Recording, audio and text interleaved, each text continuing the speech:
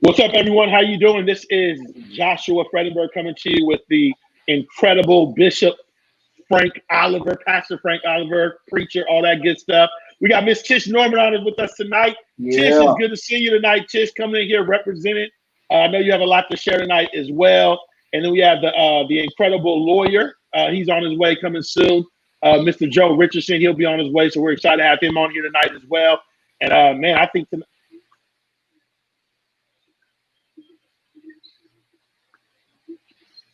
So we're going to have a lot to talk about tonight, as we're going to be talking about George Floyd. We're going to be talking about the national protest. And obviously, we're going to talk about solutions to racial injustice. Tish, since this your first time, if it's your first time being on here, we want to bring you up, Tish. What's your thoughts? How you feeling? And what's going on out there in the ATL? To my brother here, thank you for inviting me on the show. Our illustrious host, everybody, and I don't know who's tuning in and who's signing on right now, but I am a speaker scholar. I am in the process of attaining a doctorate in Pan-African Studies. And as a professional speaker, I like to make an amalgamation of the two, where we have some motivation and we have some information. So I'm not just a random chick on the corner, but if I was, that's all right too. But I wanted to acknowledge and thank Josh for inviting me to attend tonight. What's really interesting is that the three of us tuning in from the Dirty in Miami, the Dirty here in the A, and Frank in California, the three of us are all in cities right now, major American cities, where protests are happening even as we speak. I was just tuning in here in Atlanta, where there were literally about 5 different small gatherings of maybe 200 to 300 people in 5 separate locations in downtown Atlanta. And so before I go even further, and yes, this is my first time on the Speak On It live, like virtual community, but I'm no newcomer to Speak On It. I've been at Speak On It when we were doing it in some director's chairs Long Beach, circa 2010 or maybe 2008, right? You were there too, Frank. I know. Get him. Yes, indeed. You tried to play like you was brand new or something, right? Right. Like I ain't been here before. Right. So I'm glad to participate in this conversation because it's just so timely right now. And before we even proceed, I do want to send, if it reaches our brothers and sisters in cyberspace and through our energy and our heart space, I want to send a heartfelt condolence and prayer and blessing to the Floyd family and friends, to the Taylor family and friends of Breonna Taylor, Louisville, Kentucky, and the Aubrey family and friends here in Brunswick, Georgia, all who I believe have been contributing factors in our people's cup just running over. That is the trifecta that has incited this uprising and this spirit of resistance that really has always been in us as a people. So anything that we can say and do to attend to inquiring hearts and minds out there, we can't start that without acknowledging the very deep pain and the deep sense of loss publicly that all of these families have had to go through, specifically Ahmaud and George, because they were caught on film and you could see it. You could visually see the lynching. versus as Brianna was not caught on camera. So I wanted to say that before moving forward, Josh. No, that's awesome. Thank you so much, Tish. I appreciate it. I know you have a lot to share. How you doing, Oliver? How you living out there in Los Angeles? How's everything out there? In the wild, wild west. It's well. You know, I think Tish set the platform. She gave us this metaphor of the cup running over. And I think we should kind of operate from that kind of place, cup running over. And because the cup, and I want to say the American cup is running over, because what is unique about this situation is this is a multicultural resistance, right? Absolutely. This is something different. We're watching all type of people out because they're tired, and enough is enough. And they're willing to become, as Paul said, a drink offering.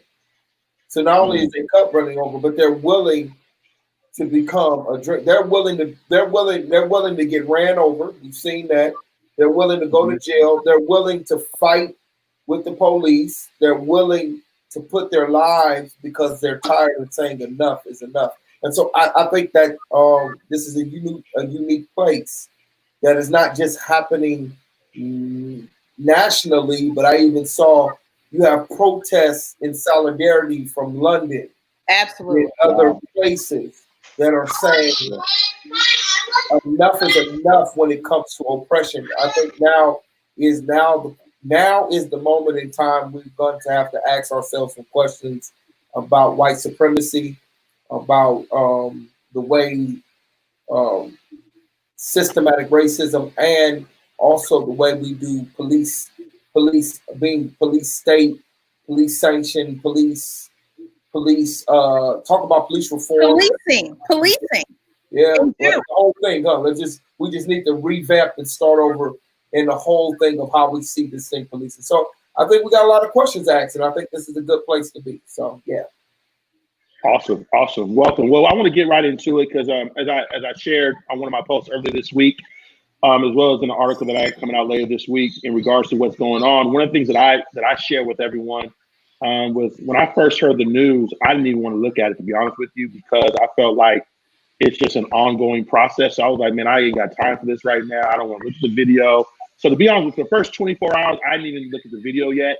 And the only reason I even knew what had happened because our good friend Ken Jones posted it. And so I was able to learn what was going on. But I was like, I can't even deal with it right now.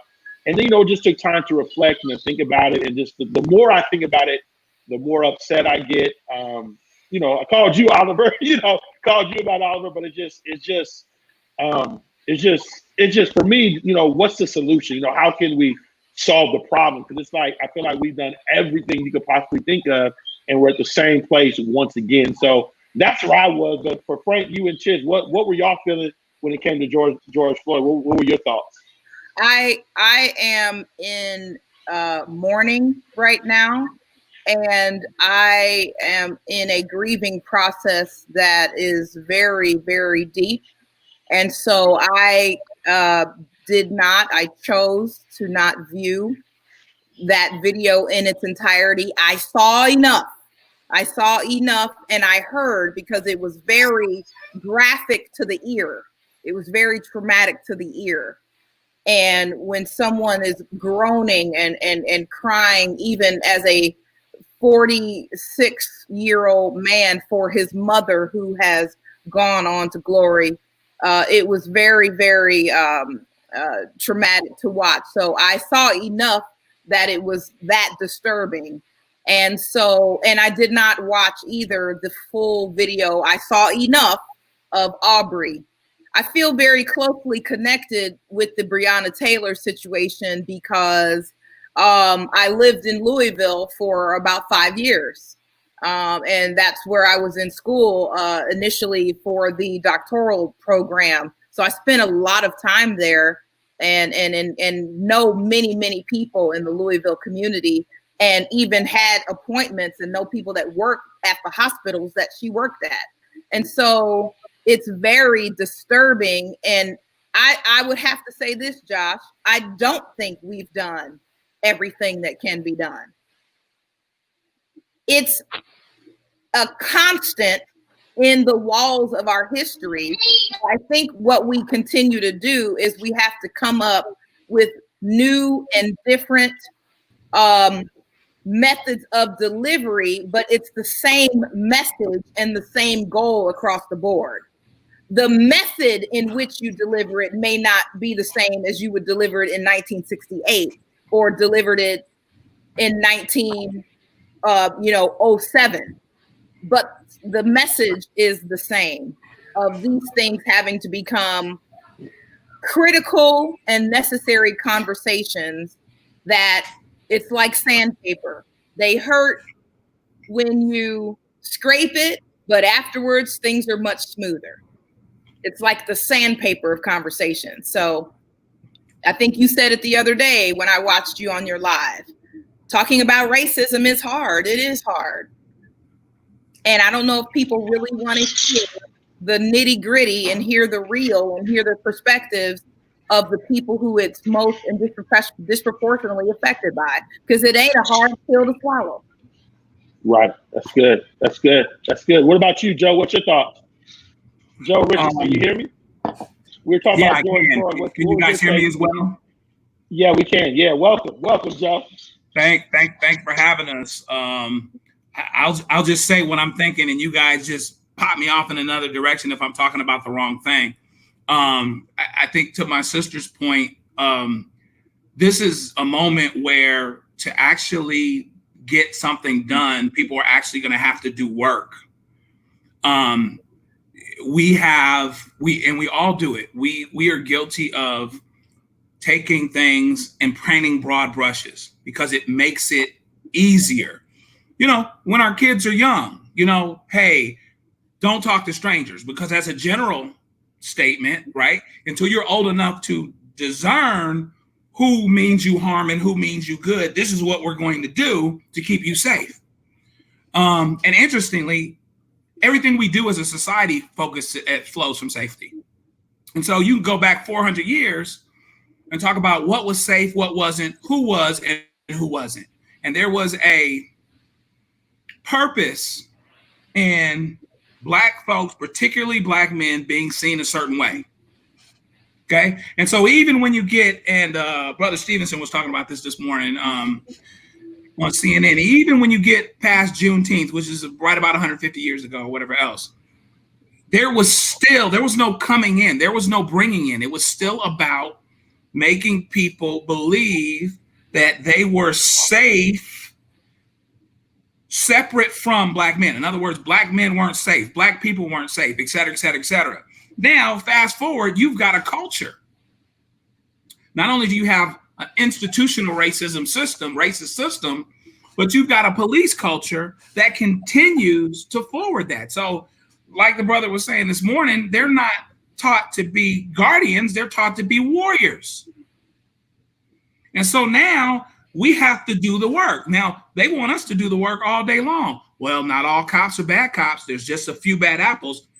I don't believe there's just a few bad apples. And by the way, of those four, do we have one bad apple in your definition, or do we have four? Right now, in the eyes of the law, we got one, because there's only one arrest.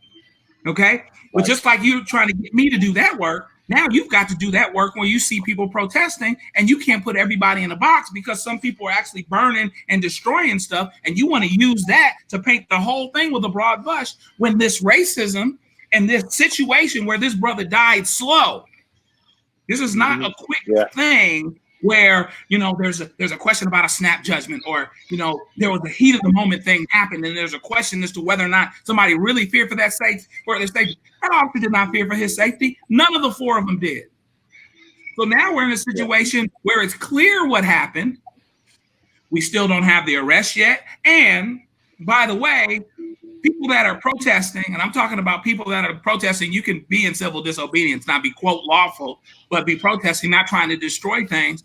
This is a larger issue. This is not just about Brother Floyd. Brother Floyd, I heard Jesse Jackson say this years ago about the riots at the LA uprising. Rodney King was the caboose on a very long train. And that's where we are now. Okay. That's why you've got very diverse people. And that was 30 years ago. And that was 30 years ago. 30 and years since ago. then, we had video back then. We got video now. We saw it. We can roll back the videotape right now. Everybody knows what happened, and this happened slow. Meanwhile, back at the ranch, we had looters, we had people related to the protest that were arrested before the first officer was. And they don't seem to be excited about what they're doing at all.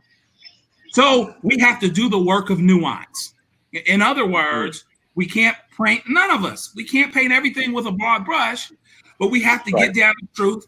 We have to create safe spaces to the extent that we can to have difficult conversations. Okay, do the work of nuance. What do you mean? What do you mean, Joe? Do the work of nuance. In other words, we can't paint everybody with a broad brush and say everybody's bad, everybody's good. No, let's evaluate who's bad and who's good. And even if it hurts our feelings, me white person, me black person, whatever the case may be, for me to say that this particular situation where these officers watched their partner do all this, even if they wouldn't do it personally, they ought to go to jail for 30 years like all the rest of them should. It hurts me to say that, but it's true.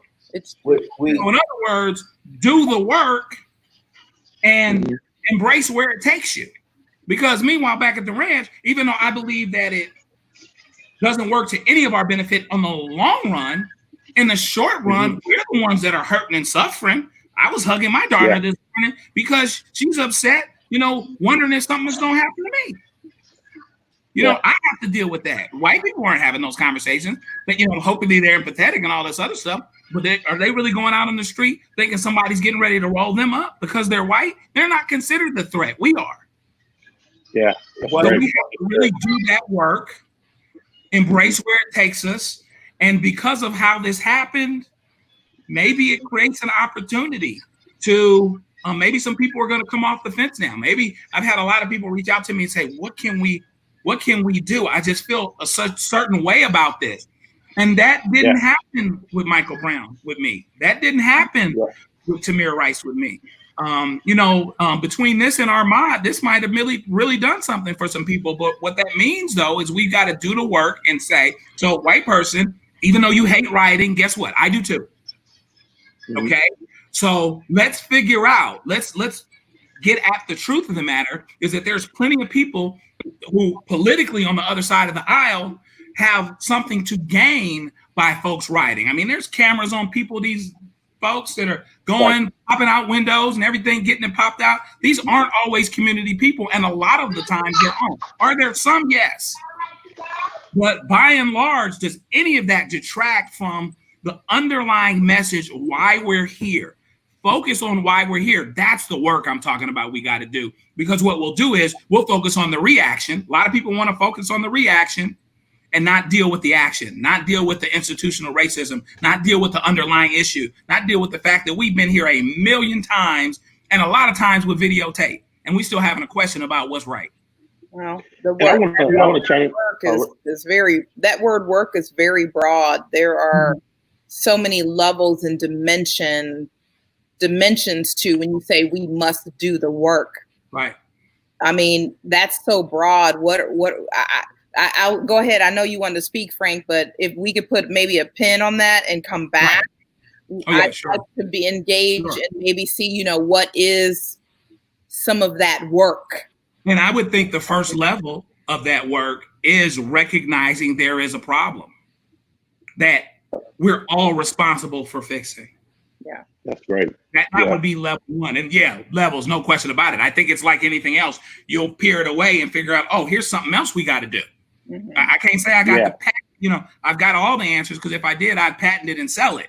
But we really have to start off with the recognition that there's a problem, tear it away, like the Band-Aid that you don't want to tear away fast. You need to just go on and tear away fast. It's going to sting, and you're trying to do it slow, little bit. You try to do roundabout. You're trying to cut around it.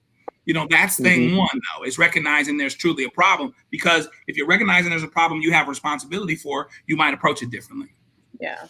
I think the problem is going to lie in how we're educated, how we're taught to think, right? Mm-hmm.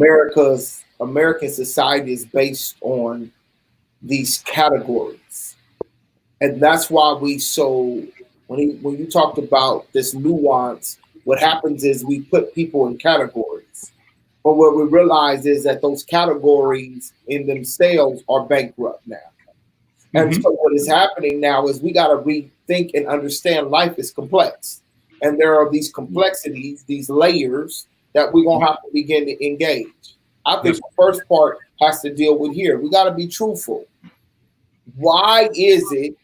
What happened in that video? Because I think a couple things happened. Number one, majority of people were at home.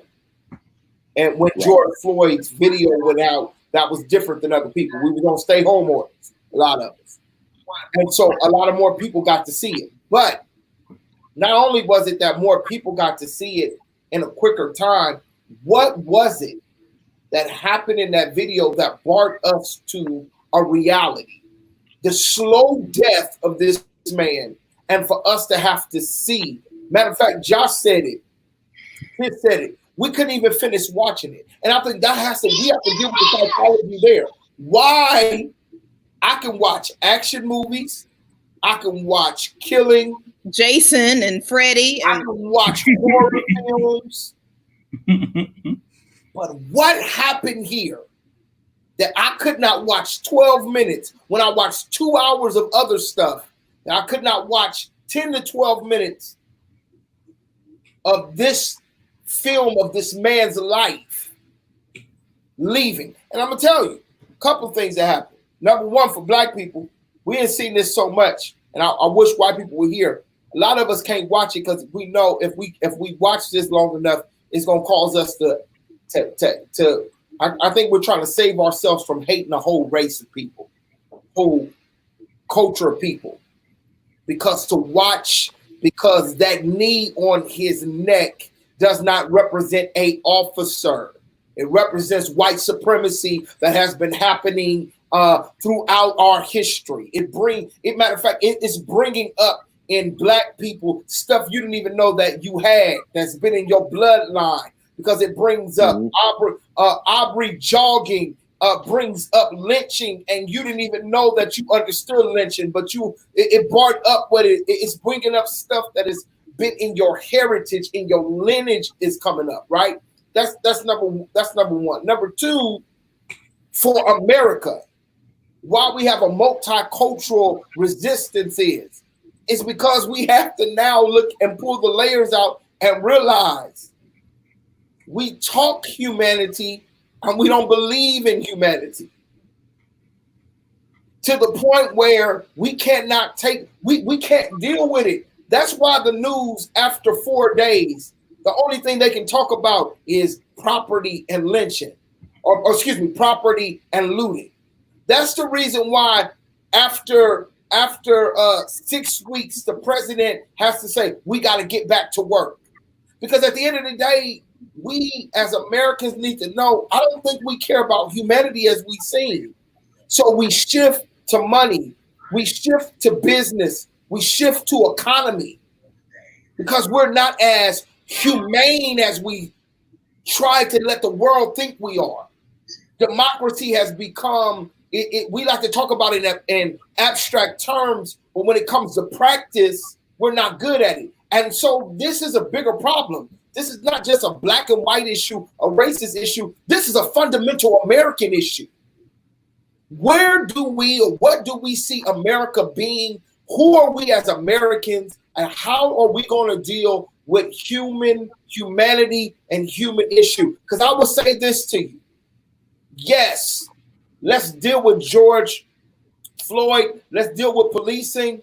But I'll tell you this, if we had a camera in them camps when them little kids was dying at the border, I'm going to have the same uprising, because this is a humanity issue. It's a problem. And I don't want my Black people to feel like I'm taking blackness out of it. Anybody know I am. But I think this moment becomes asking us, what do we care about people being humane? I mean, you have a president who calls a family and don't even let them speak. I mean, why can't we grieve? Why is it? Because that's what I think that's happening now. I think the burning of buildings and all of that is the grieving process. The people are grieving. The earth is grieving. The world is hurting. And I'm not about to, A lot of them people who buildings got. You don't think Gucci is happy? That's a good insurance claim. You don't think Starbucks wanted to get out of the lease in the first place? I mean, this for people, they know how to rebuild, but I want to talk about there are people grieving and they're hurting, and I want to engage that. I don't want to talk about agitators. I don't want to talk about looters.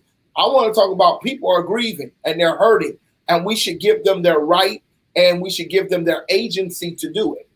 And if we don't do that, then we're again playing the role of America of putting things in categories and on timelines. And that's the biggest thing about white supremacy. White supremacy puts things in categories, and then they determine and dictate when you need to get over it. Mm-hmm. And that's the problem we have. We have a problem where they're telling us, well, y'all should get over the grieving process. Y'all shouldn't grieve like that. And then they want to put us in categories. Those are the protesters. Those are the looters. Those are the good. Those are the bad. No, right now we have a problem in America, and we need to talk about what's going on. There's a civil uprising. That's what's happening. Oh, absolutely. And I'm going to say something, Frank, that you said. I think when Joe deals with the core, and I think Frank, when you're talking about, you keep bringing up is white supremacy. I think that to me is the major. I mean, I'm not going to say it's the only, but I think that's a major core of this whole thing.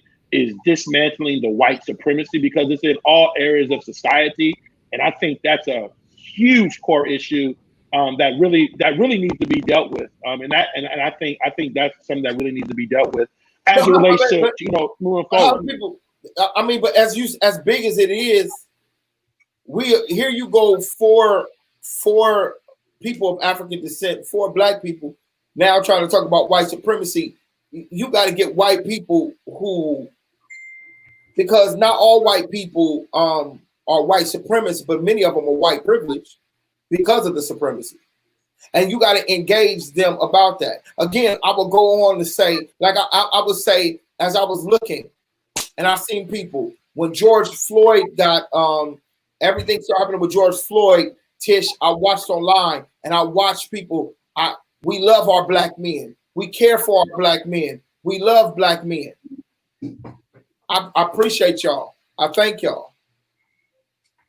But this is not, they're not just killing Black men. Mm-hmm. We have, as we just said in Louisville, we just had a woman, we had a sister killed. And we got, at the end of the day, we got to say she's valued also. You understand what I'm saying? But absolutely. I watched women who felt convinced that they had to send a shout out to Black men. I want to know, do Black men and our male privilege feel also the obligation we need to send a shout out to sisters and say, hey, guess what? My wife left to go to the store, and she was gone, and she was gone a little too long. So I kind of got up. I went to my safe, kind of got my guns. I didn't know what I was going to have to go out there and do, because not only does my wife feel endangered when I step outside, I now also feel endangered when my wife steps outside. And Frank, that is nothing new. But that's nothing new. That is the same long narrative as well as systematic practices that have been in place with the taking of Black bodies, period. Right. Many people know, Fannie Lou Hamer, for example, as a freedom fighter and as a prominent figure during civil rights movement in the Delta in Mississippi. But people don't know when you look. I'm waiting for somebody to do it. I'm just waiting for somebody to do the architect of the civil rights movement. They don't know a film on Fannie Lou, but Fannie Lou was taken into custody, and she was made to strip naked in front of a room full of white male police officers who then sexually assaulted her and abused her and kept her in jail against her will for no cause, because they could do it. And she could never bear children after that exchange, not to mention what emotional trauma is. And that was a case that was public, not to mention the ones that weren't. So when we look at these kinds of things of the Sandra Bland's and the Breonna Taylors, and there's too many names to mention, just the taking of Black bodies, period. Mm-hmm. And we must include the women, not just in the victimized category, but also the women like the Tamika Mallory's who are on the front lines, who are revolutionaries, right? Who are modern day revolutionaries. Because when people bring up, because Josh, when you bring up white supremacy, I want also us to know how to deconstruct, how to unlayer this white supremacy of understanding white people who have to understand that you might not be that white supremacist, but your privilege has to be challenged right now. That there's a sense of us having to get back to this narrative of one human race, of humanity made in the image and the likeness of God. Period, no buts about it. That humanity is made in the image and likeness of God, and whether you're the darkest of darkest or you're the lightest of light, there's a value of divinity in you, that you are human. And as a human being, that we have you at this status. There's no big I, little you. You're human. You should have a sacredness of dignity in you being a human being. Frank, the thing that makes people mad, the reason I'm getting hot sitting right here, right now, is why are we always turning the cheek? Why are we always the one to have to say, oh, you know what, you're right, we should have this conversation? I think the image, and I want you all to search it, and if there's anybody watching right now, I want you to search the image of the group of Caucasian protesters who linked arms standing in Louisville, Kentucky. And I think that image came from, I'm not going to take credit and say that I saw it go live, but I did watch it where one of the organizers was on her microphone in Louisville and said, every white body right now stand in front of a black body. I saw her give the command. I heard her give the command. Every white body stand in front of a black body. And I literally saw people move and take the place in front, because they know that the cops won't shoot if all willy-nilly, that is. They won't go Mike Brown on them if there's a white body standing in front of black body. So now there's an image floating out there of white folks standing linked up arm in arm down a line with black protesters behind them, because yep, they are on the front lines too. But it's like, when is someday? Otis Moss III said it this morning. When is someday? But I think we gotta know what Black people are the conscience of America. I'll take another Thomas Smiley line. I think he got it from Cornel West. Black people are the conscience of America. I think you got to know your calling. I think us as a people, when you're chosen, so much is given, much is required. It is our job, it is our duty to make sure that we understand, to help America understand their moral compass. And we may not like that, but that is the call of duty of our blackness. Is to hold. We don't like it. When I was in Africana studies, we used to always argue why black people always fighting for everybody else's race. We need to fight for our own people. It is in us. It is our call. It's our God-given call in this time, in this dispensation. Israel can't argue why are they the chosen people of God in their dispensation of time.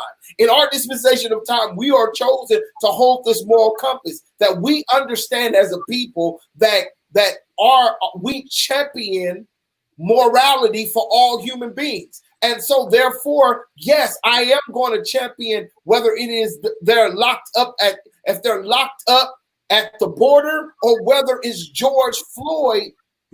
I'm going to champion that, and it may not seem fair, but that is my the divine call of my blackness, and that's why we as a people, that's why they like our music.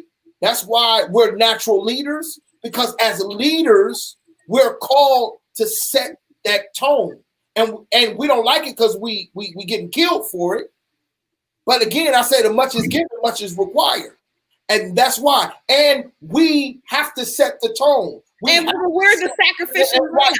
We're the sacrificial lambs. When are we going to stop being the sacrificial lambs? Well, Tish, I think I want to pull this in. Jesus, when he gonna have to stop with Jesus? When are you gonna stop dying on the cross, Tish? I want to bring this in. Work happened, Tish. Yeah. I want to bring this in because I think this is going to be the major. I think this is going to be the major shift. and maybe because I'm biracial, I bring this up. And as I say, I love my blackness. Let's just get that very clear. But what did you say you was? I said I'm biracial. I love my blackness, but I love my father as well. So I'm just putting that out there as y'all. Oh, okay. But I want to put this. I want to put this out there real quick, and I think this is so critically important. I think another sacrifice is those with privilege are going to have to make the sacrifice. See, this is the real conversation. Are they willing to make the sacrifice to create the equal playing field? That's what's going to come down to. Like people can go out there and march and you can protest, and I love that. But the real change is going to be, are they going to be willing to make the sacrifice? Are they going to be willing to do the things that are necessary in order to help our people, have the opportunity to make the changes that are necessary? To me, that's the bigger situation. And I think in addition to that, I think something that's not being talked about that I think needs to be talked about is the whole Amy Cooper situation as well, about Central Park. A lot of people ain't talking about that, but I think that's a big issue as well, that she can get on the phone and say, oh my gosh, I'm getting in trouble. I think that's another major issue in itself. But again, I think that's going to be that's where we're going to really see how serious people are. I understand all that. But when it really gets to change, my question for my white brothers and sisters is this: are you willing to put down the privilege for the betterment of other people? That's going to be the real question right there, I believe.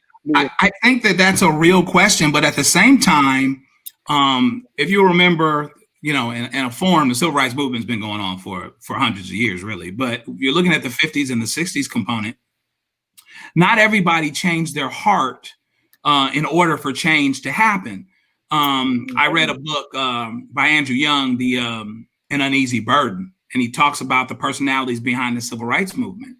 First of all, there was this moral component, to your point, Brother Frank, that we're called to do things that aren't necessarily fair to be called. God was never fair as men counted fairness. And as a matter of fact, grace and mercy, there's nothing fair about that. If you got a credit card bill due on the 3rd, there's a grace period after that.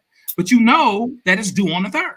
Mm-hmm. Okay. You don't deserve the grace, but you're still getting it. Right. Okay. Right. So, if you want to go to a quote fair world, that also means that when I, steal something, I'm gonna lose a hand. Mm-hmm. You know what I mean? That punishment is gonna be swift and it's gonna be quick. So basically, if things aren't fair, I got 2 times to steal something I don't have no business.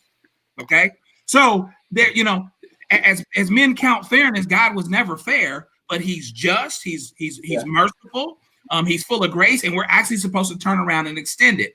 But on the point of, whether or not white folks will lay down their privilege, I don't think we necessarily need to wait for that, even though that's a necessary discussion. Because if you go back to the 50s and the 60s, the Montgomery bus boycott, we didn't change everybody's heart in Montgomery. I don't know how much safer Black people feel in Montgomery. Maybe they do, maybe they don't. But here's what they knew. What they knew is that the economy was going to be choked because nobody Black would ride the bus.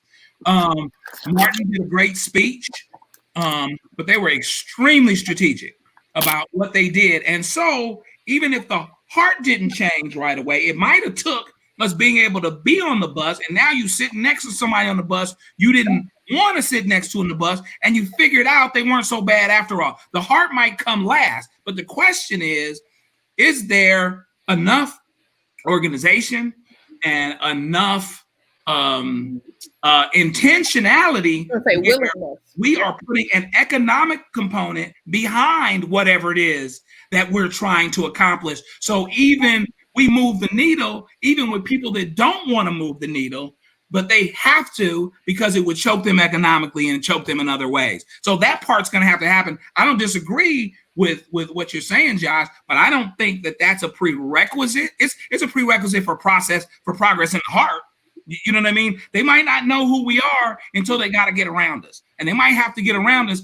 See, a lot of people have the force of relationships, the force of tradition, the force of family, but affirmative action, for instance, was about us having the force of law because we didn't have any of those other things. So maybe once affirmative action happened, some of us are going to school together, and now we're talking, and you're figuring out, hey, Dad, Joe Black ain't so bad.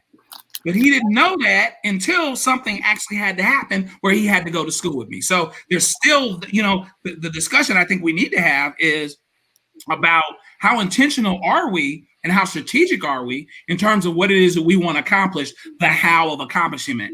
Even while we talk, even when we have difficult conversations, is there an economic component in what we're doing? Are we pooling our dollars? Are we pooling our votes? Are we doing all of those things that actually give us an opportunity to possibly move the needle? Because all we want to do is one thing right now, Josh. See, I think a lot of times, and you may come from a different place because you're biracial. I don't think a lot of these people ain't thinking that. They don't care if they have to go and live in white people's world or not. We want one thing needs to be certain, that we need to get out of this. That police have to change how they interact and how authority figures interact. Anybody of authority interacts with what they would call others. At this moment, we're talking about black men, whether we're talking about black women, whether we're talking about brown, we not Latino, brown, all of them have to change. There has been a language. 45 has their thugs, they're rapists. We can just throw them in cages and don't care about their humanity. This has been brewing. It's a volcano that has erupted where we have said everybody else other than white does not have humanity. And all I'm saying is right now is we have to focus on one thing. Those who call themselves in a place of authority in a democracy have not the right to tell me that I'm not human when my civil rights say I am a person of humanity. That is the number one thing we're gonna change. I may not change white people's privilege, I may not change their hearts, but one thing it is I should be able to be afforded the rights and privileges of being a citizen of humanity first.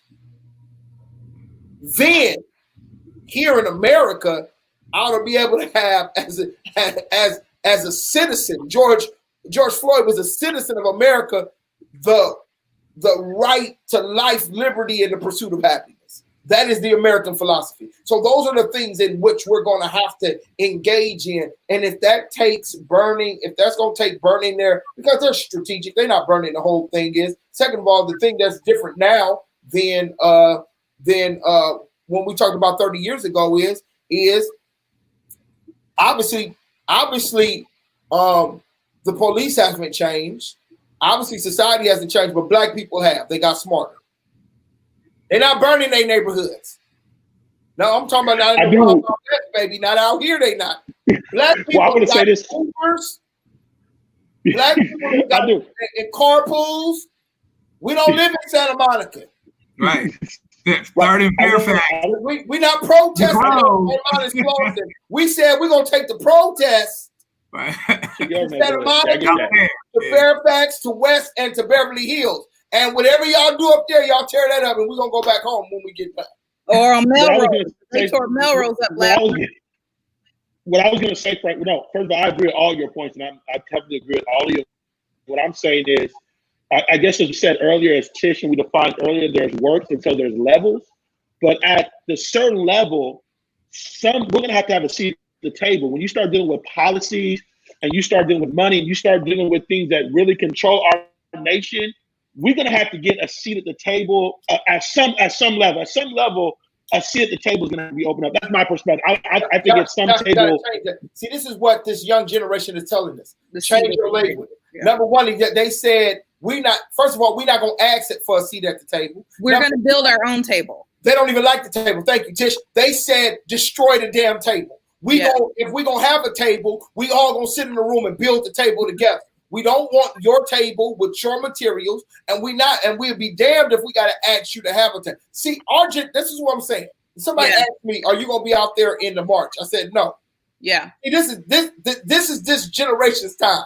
Yeah. They are different. They're not waiting to say kumbaya. They said, "Tear the table up. We can build a table again." And you got to let them have that moment. So that's what I'm saying is when you look again, if you go 30 years ago, they were burning Stores were getting burnt of small businesses. Stores were getting burnt of, and we were watching us destroy our communities. And stores have never returned back into those communities. But now we've got to a place in saying, wait, hold on.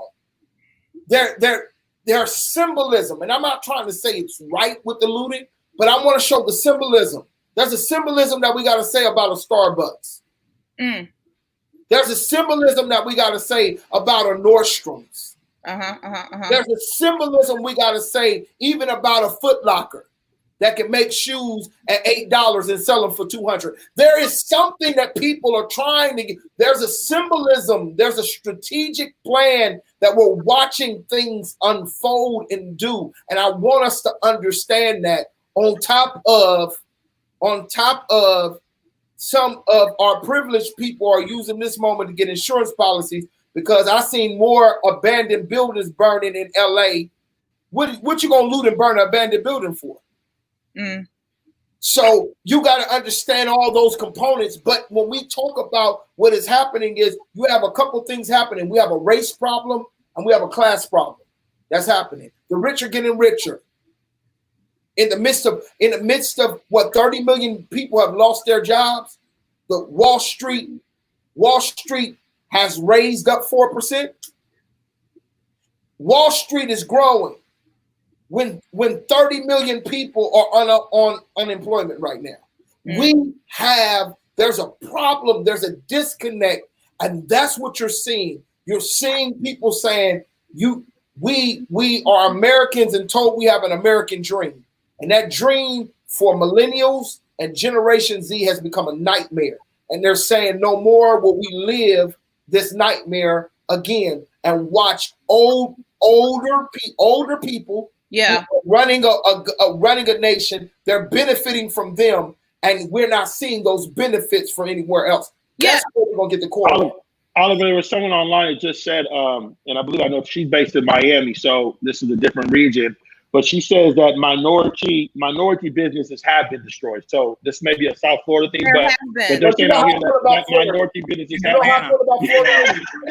I think some people, y'all know, I'm gonna tell them sorry, honey, but there's something wrong with the water y'all got in Florida in the first place. We had COVID, and y'all still at the beaches. And I'm telling you out there, there's something wrong with y'all. Every time we get an election, something happens in Florida, y'all steal the election. Something wrong. Something wrong. Out there in Florida. I only can tell you where I'm at. But I want to say Florida, something wrong with me. I think it's important to mention. I do think there's certain levels. I mean, I do think there's certain levels. I get what you're saying with that, Frank. Let the young people do what they're doing. And again, first of all, let me just say, I don't agree with violence. I don't agree with looting. I do agree with protest. But I understand why some folks is burning stuff up. Let me just say that, you understand the burning up. Yeah, I think it's important to mention. I understand why they're doing that. I understand that. I do understand that. I do get people are mad. People are upset. They're frustrated. And I totally get it. Yeah. What are you gonna say, Kid? No. I was just saying that I think it's really important to mention. See, as a history buff, I believe that we need to know where we've been so we know where we're going. We all know that little quote, right? If you don't know your history, you're destined to repeat it, all that kind of stuff. There was some burning going on, all right. 99 years ago. Get him, Tish. 99 years ago, the largest concentration of Black-owned businesses, banks, schools, pharmacies, homes, doctors, attorneys, teachers living in the community in Tulsa, Oklahoma. That day was 99 years ago, May 31st, 1921. My grandmother would have been 1 year old, at that time, where that community represented progress, and it represented sustainability. It represented economic empowerment.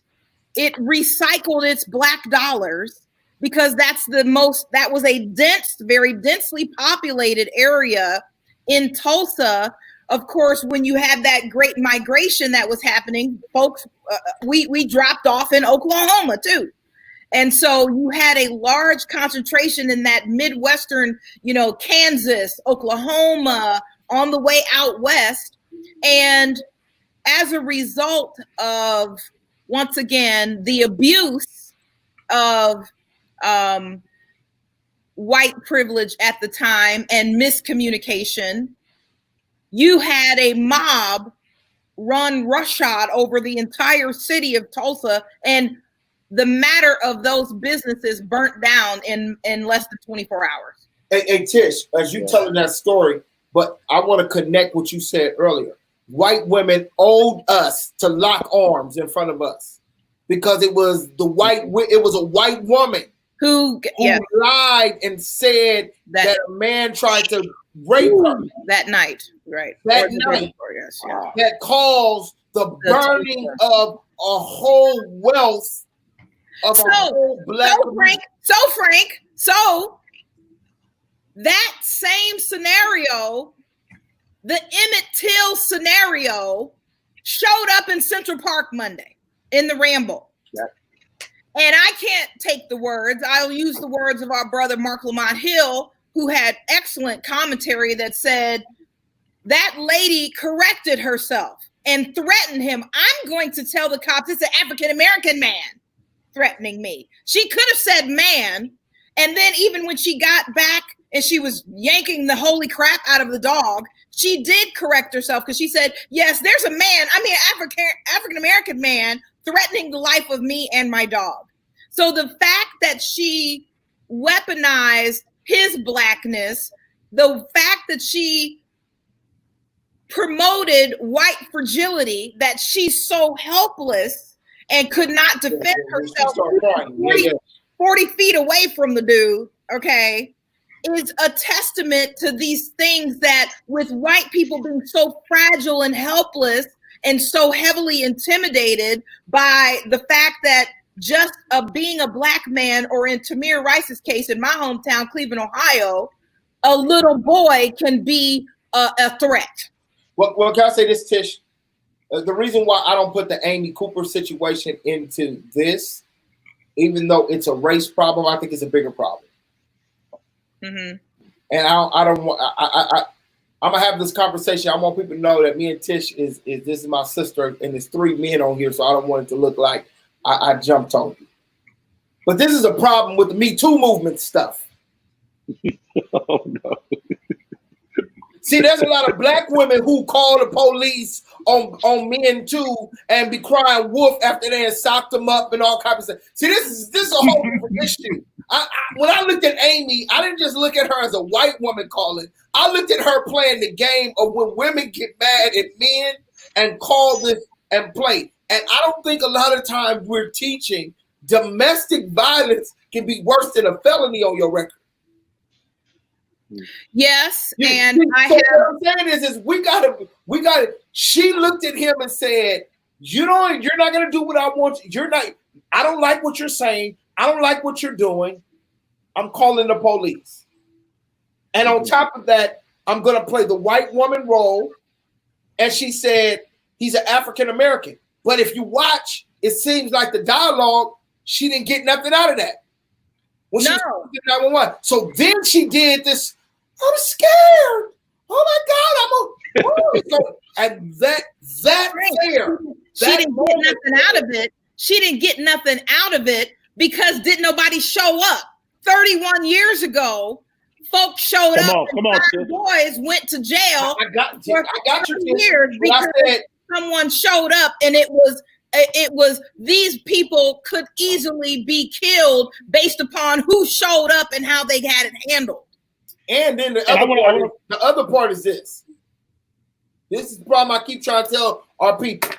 When I think about the situation, if y'all gonna talk about Amy, I think we need to talk about it. I'm trying to figure out, and maybe it's because of me, and I'm gonna ask Brother Joseph, he can help me, because Joseph lives in a more predominantly white community than I live with white people. I don't.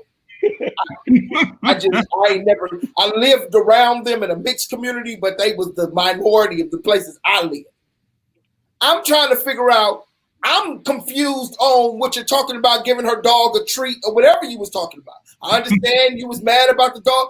I don't know why you're trying to have an engaging conversation with the white woman with her dog anyway, because where I grew up, and I'm sorry, because I grew up with people from the South, the Arkansas folks, where they remember people getting lynched. You were supposed to limit your conversation to white women when they looked like they was getting scared in the first place. So that's what I'm trying to understand the whole scenario. Are you saying he should have been talking to her? Oh, I'm saying that he talking about, well, first of all, he said, I'm going to do something to the dog that you're not going to, I don't know his words. And then he was like, I'm going to give the dog a snack.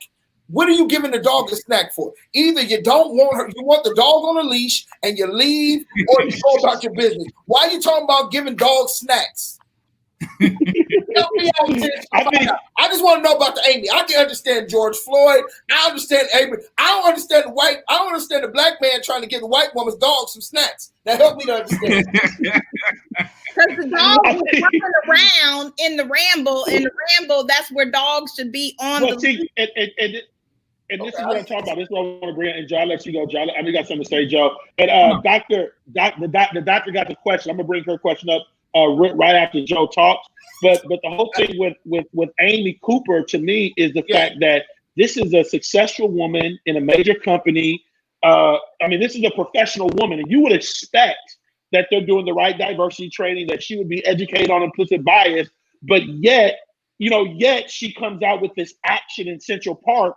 And this is what I'm saying. That's all I like to bring. I guess I bring it back more to the business standpoint. But here's my thing: if she has this attitude in Central Park, then I would put my money on she probably has the same attitude within corporate America that I think that a lot of professors are dealing with on a daily basis. And that's what I mean when I went back. And again, I understand what y'all saying when I talk about a seat at the table or an opportunity, because we have a lot of people within our community that are not just dealing with police brutality, but they're dealing with emotional hurt.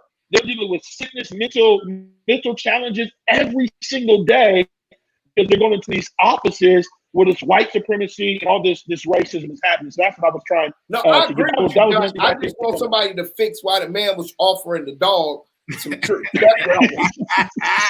Well, I don't know if I can that, being a Redlands citizen here. I don't know if I can fix that, but I will say that whoever you are, she's a perfect example of why and how the reality that people will press their privilege button in a second. Now, she voted for President Obama. She's supposed to be forward thinking and whatever else. But when it was time to press the privilege button, she was quick to do it. And it didn't matter to her that had the potential to put him in a situation. I mean, they could have put something on him that soap wouldn't wash off, like my dad would say.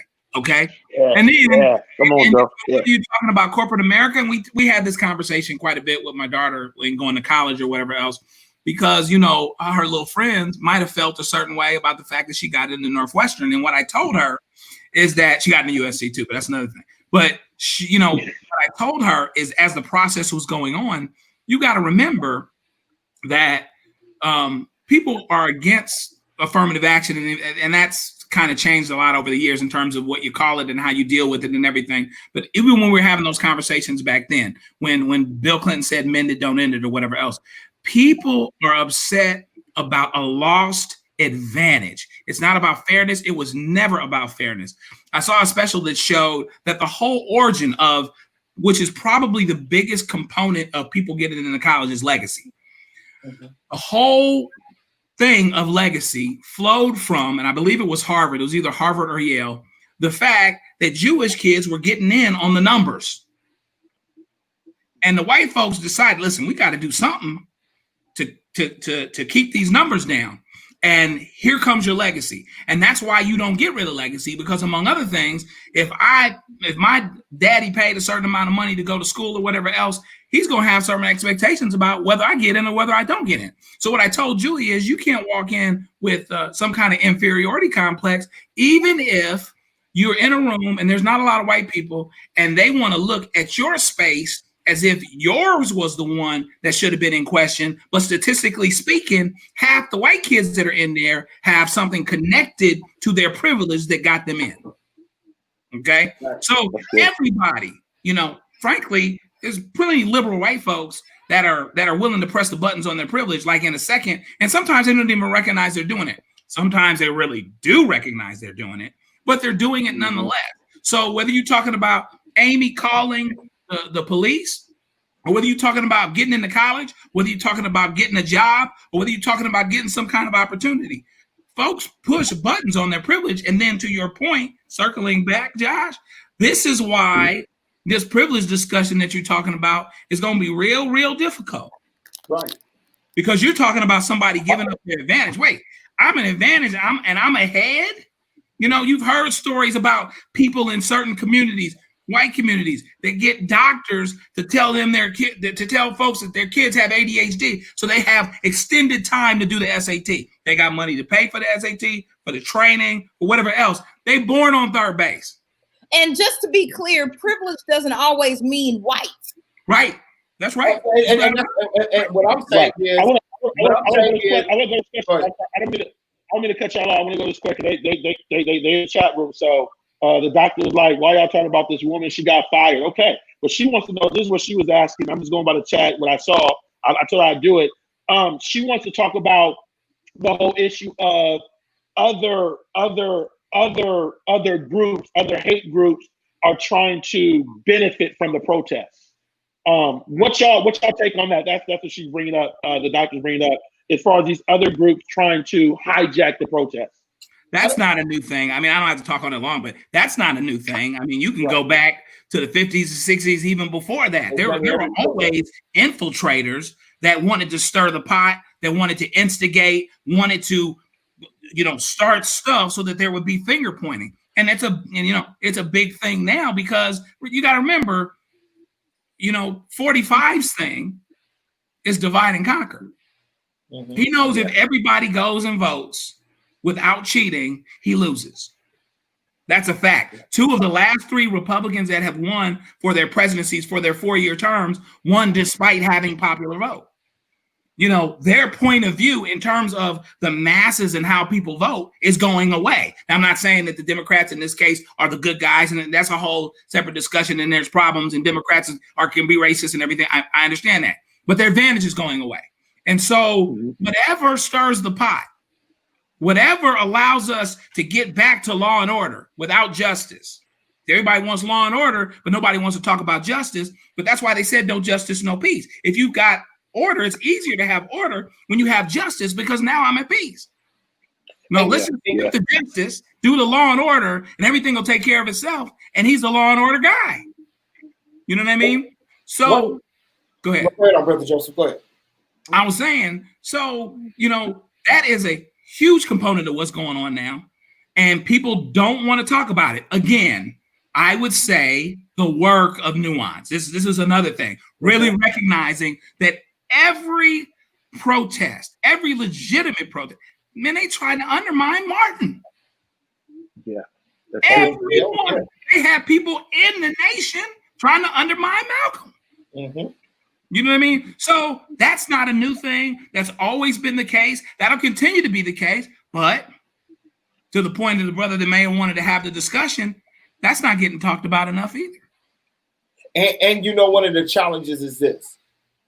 They keep playing the same, they're rehearsing the same routine, the same line. They don't know what's different than this is when the news puts the picture on the protest, that white woman is in the front. Yeah. When the news puts the thing on Salt Lake City, thousands of people, that ain't us. Hey, I love my Salt Lake City brothers. I've never been, but the word is y'all don't wear black shoes. And you guys are actually out here protesting too. The face of the protest looks very different now. The difference is this with George Floyd. There's, whether it's a black Republican, a black conservative, or a black liberal, or black Democrat, we're all on one place here. We're unified about this. George Floyd should not have been killed. That's right. That's right. What I'm saying is there's a unity now. There's a unity among people of color, people, whites and blacks. So it doesn't matter how hate groups go do what they need to do, because this is not a black problem. This is a problem. This is again, I coin it as it's an American problem. There's a problem with how police and their authority is being abused, and we need reform. It's a pandemic. It's not a problem. It's a pandemic. Yeah, COVID is the pandemic in the pandemic. Mm-hmm. That's right. Well, and I'm gonna say, I like that. It's a pandemic. Yeah. And I think this is a good thing to say also, as far as controlling the narrative and not getting distracted as well. I think that's another key thing to consider is and I like what you said, Frank, how you bring it back. You know what I'm saying? Bring it back. This is what we agree upon. This is what's important, and this is what we need to focus on. Because there's so many issues again. But like Tish said, there's work and there's levels to work. But Josh, this is the problem they don't realize is you dealing with a generation. Like, let's deal with the millennial generation. They've been left behind. They were killed in 2008, and they've been left behind with student debt. They don't care about Gucci getting broken into. They don't care about that. That don't bother them. They don't give a darn about Melrose. See, this is what I'm trying to get people to think. That's a great point. Older people talk about, oh my God, that's crazy. The people saying they clothes was too high anyway. Oh well, you understand what I'm saying? You have a different mindset of younger people across the board. So what I'm saying is when you got newscasters who've been in the game 30 years trying to pivot to talk about looters, it's not working again. That's not going to work. Matter of fact, I think what has fueled them going out and keeping this thing alive is because they want to keep it on there. And with this generation to say, if you want to change the narrative, we're going to burn it down until you listen to us. That's all that's happening. When you got to see, I don't think they showed when the sheriff went over, the sheriffs put down their stuff and started walking with and said, we want to, what can I do to help? And they said, walk with us. And he began, and now the police began to stop, and they start walking in now the march with them. This generation wants to be heard, man, and they're not going to stop until you hear what they have to say. And that's why I say it can't be us who defines the terms.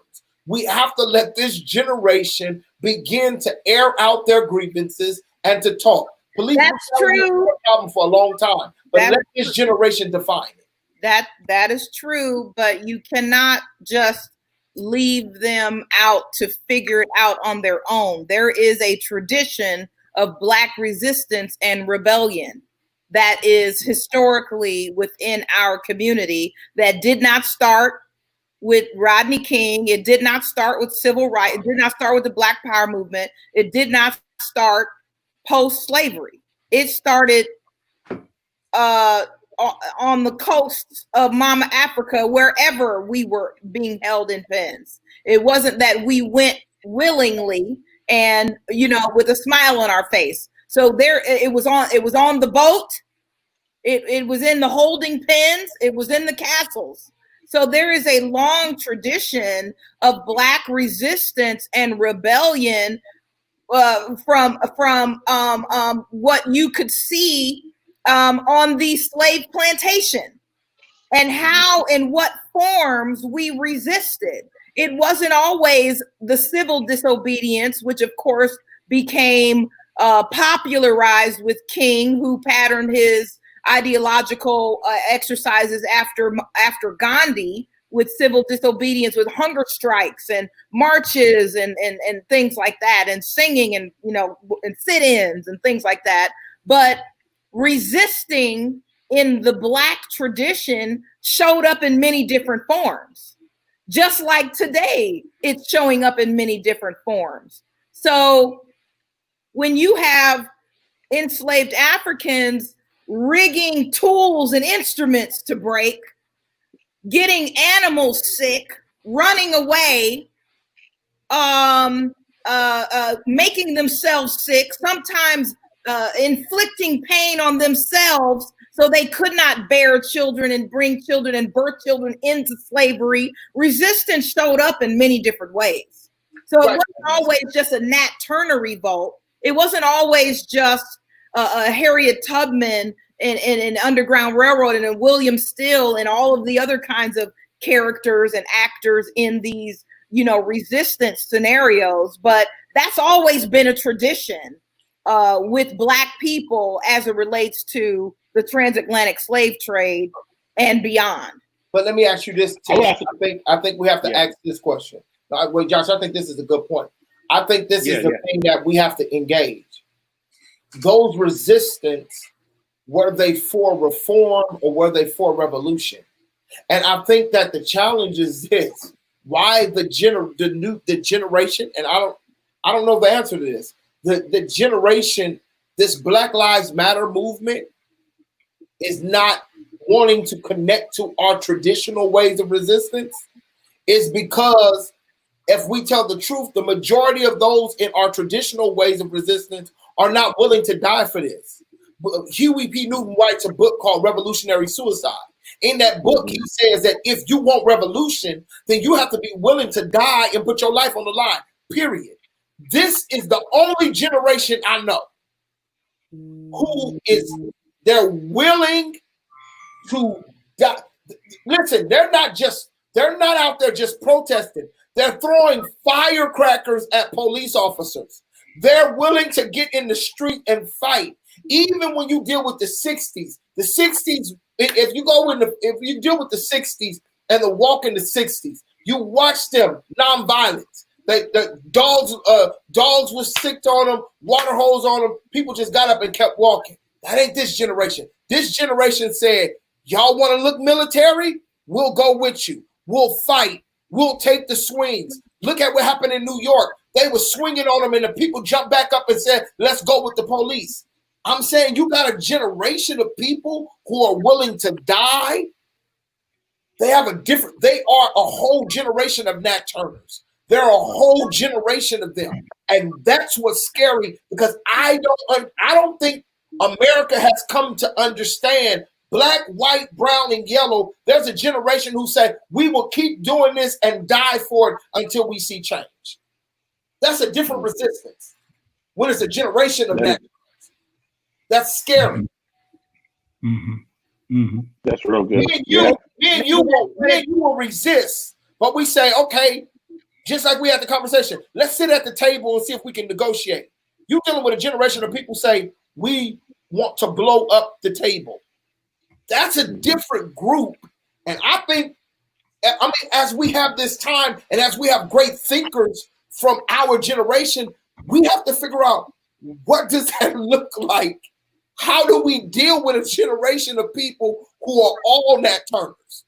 Because I don't know where you go with that. That's all I'm saying. I don't know where you go with that. I don't know how you deal. I don't know how you deal, because that generation doesn't care about the old rules that run the traditional forms of resistance. Mm-hmm. What's your take on it, y'all? What y'all think?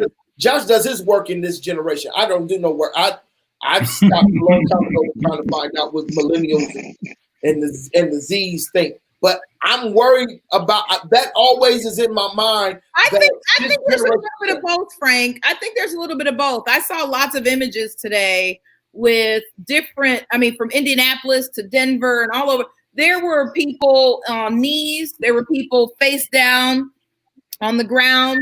There were people listening to speeches and different speakers giving information. Right. So you had some organized, what I would call protests that weren't violent. I'm not saying they're violent. What I'm saying, Tish, is even the ones who are organized, even the ones who are peaceful, at the end of the day, if they're pushed, they're willing to die. They are stuck in their belief system their conviction is so they're willing to die for that conviction. They're willing to say right now. I'll give it to you this.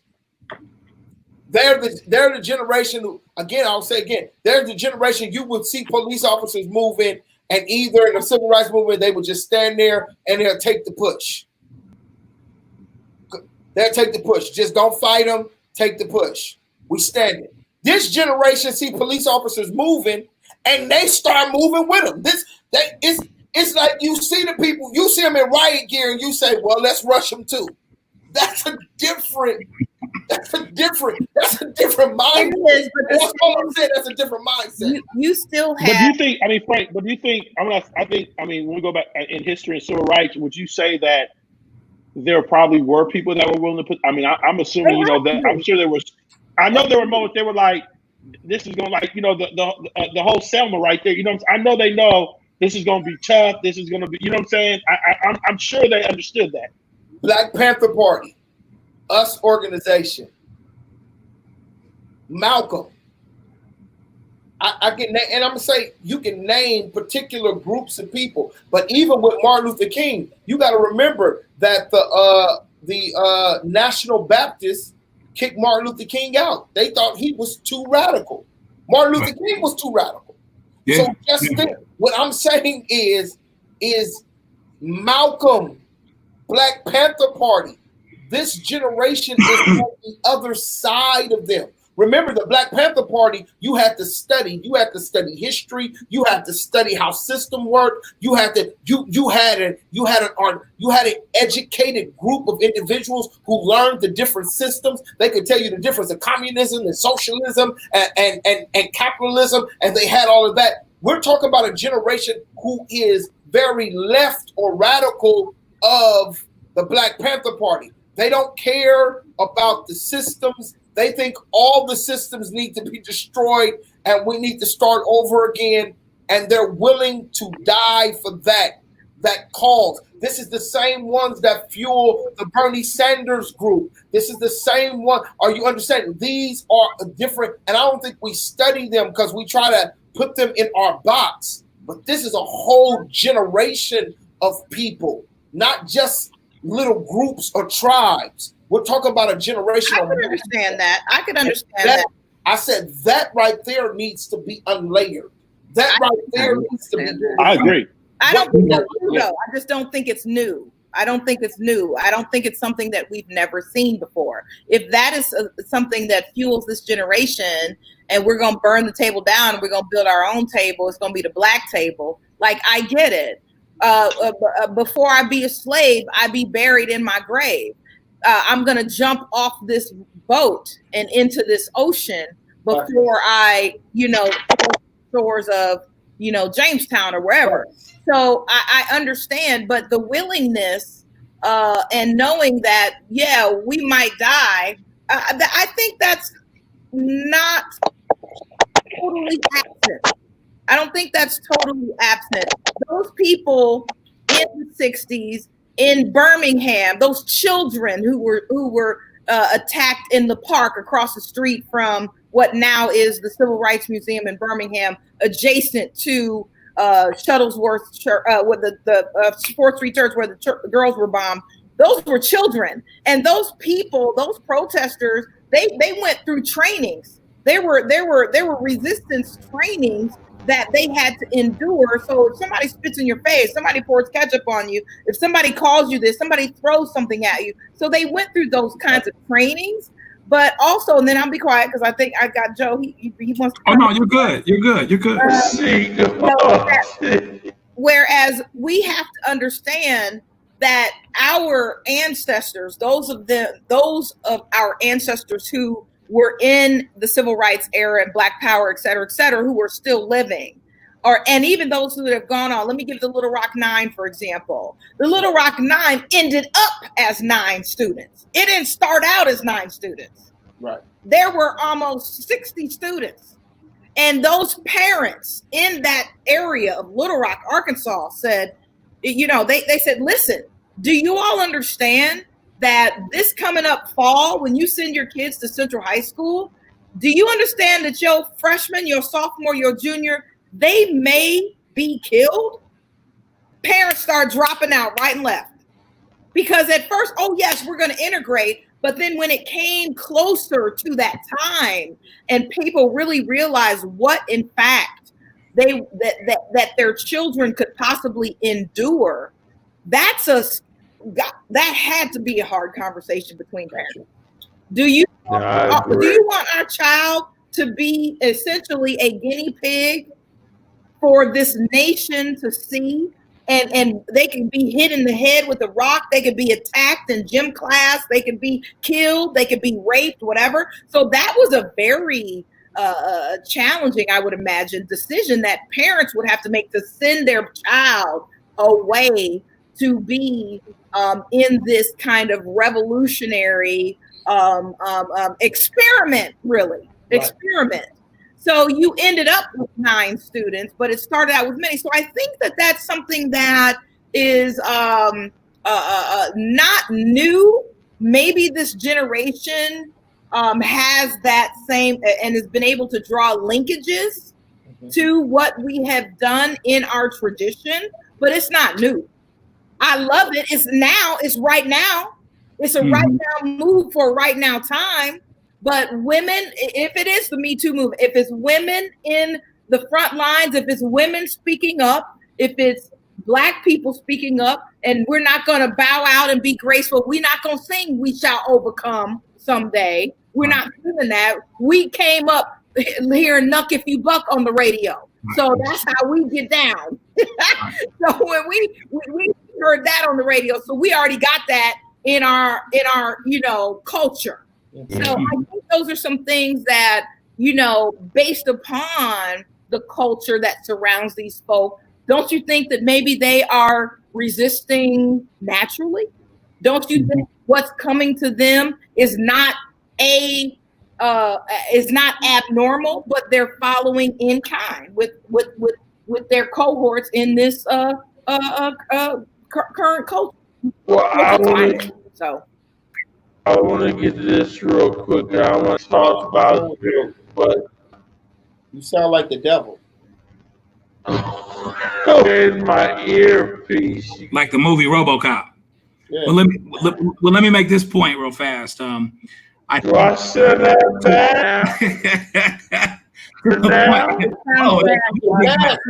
So take the earphones out. You sound let me make this point. I think that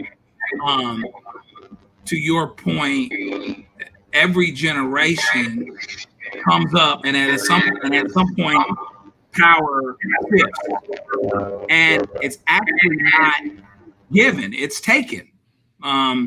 They talked about this. Andrew Young talks about this. Like, we were young pastors, we were considered radical, but we actually didn't ask them for power. You had the traditional civil rights guys, our contact folks, Urban League and NAACP or whatever else. And then Martin and Andrew and Bevel and all these cats are coming up in there. They had a moral component, but they brought their thing directly to the people. And they didn't like it. And I think I told this story before. Nobody wanted the March on Washington to happen. And that includes the traditional Black leadership. And he talks about it in the book.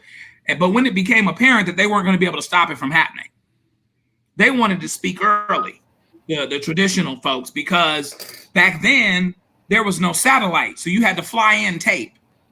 So you had to fly in tape for news. So they figured that if they spoke early, they would make the news because the tape would get there in time. Okay. Yeah. And so what happens is, and I think every generation has happened, and I think what's interesting, and maybe to your point, Frank, this is what's happening now. These kids, for the first time, we're in a place where college is a college degree is more likely to guarantee you $100,000 or more of debt than a job in the future. Right. You got disparities with healthcare and all of these other things that don't make sense to them, and so therefore they're going to do what they're going to do without asking. They're going to take power and just bring things along and make them be where they are. So maybe there is a linking that's happening with Blacks and non-Blacks and all kinds of folks. It seems like a long time ago, but it wasn't that long ago. Ronald Reagan and George Bush, when they were running for president against each other, they were bending over backward as it pertains to legalizing, to immigration and what we're going to do to bring folks in. And if you remember, there was a major amnesty program with Reagan. Now, they had their problems, racism problems, et cetera, et cetera, et cetera. But there was at least a recognition that we can't do this society without everybody. Right. So now we've gotten to the point where we're so bad that we'll cut ourselves off, okay, to discriminate against somebody else so we can keep getting elected. So you take the people that are sympathizing with the folks at the border, you take the people that are dealing with structural inequity and racism, you take the people that are dealing with having college degrees, but they're making $10 an hour, $12 an hour, whatever else, and you put that all together, and maybe that's what you have in all these cities right now. That's what you have. And you add to that, all of them have one thing that's in common. America's dream has become their nightmare. That's what I'm trying to say, that this is an American problem. Right. This is American problem that the light, the ignition was George Floyd. But all of this is in the mind of a people who are saying, you promised us, you made a promise. Dr. King said, y'all check is bounced. Not sufficient funds. It's you don't have, y'all made it. You told us to go to school. We did, and we're worse off. You told us to be active in our community. We did. Nothing's changed. You keep telling us this, and all we see is, watch this. They told me at the age of 40 I was old. So what do you think they think Mitch McConnell is? Oh my God! Nancy Pelosi. For them, he's death warmed over. Well, here's my take. You see those people, and you say they're the ones who gonna determine my destiny? Hell no. And that's what you have out there, is people who said, hell no. And I'd rather go back to Tish said, she quantified it. The song was already written for them. I'd rather be in my grave than be a slave to this. That's where they're at. Well, they're the generation of freedom. Yeah. No, and I think I agree with all of that. I do think there's, like I said, it goes back to our first thing, the work, and I think there's levels to it. And again, I mean, I understand the protesting, but there's still gonna be higher levels. And the reason I say that, and Tish, we've been speaking on college campuses for the past 3 or 4 years.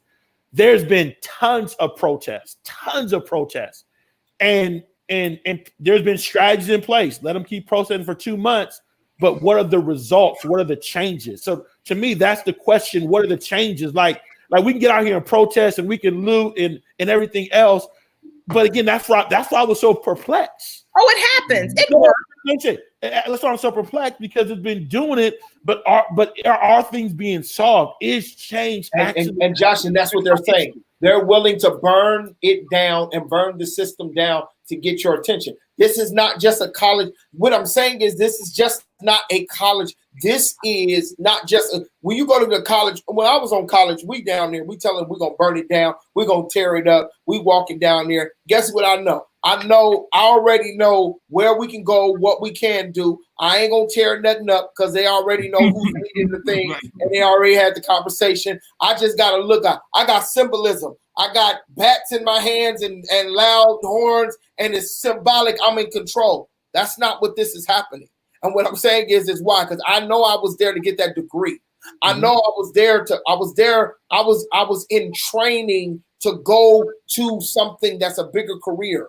Yeah. I wanted to remind us that this is a generation that they don't see anything when they leave school. There's nothing there.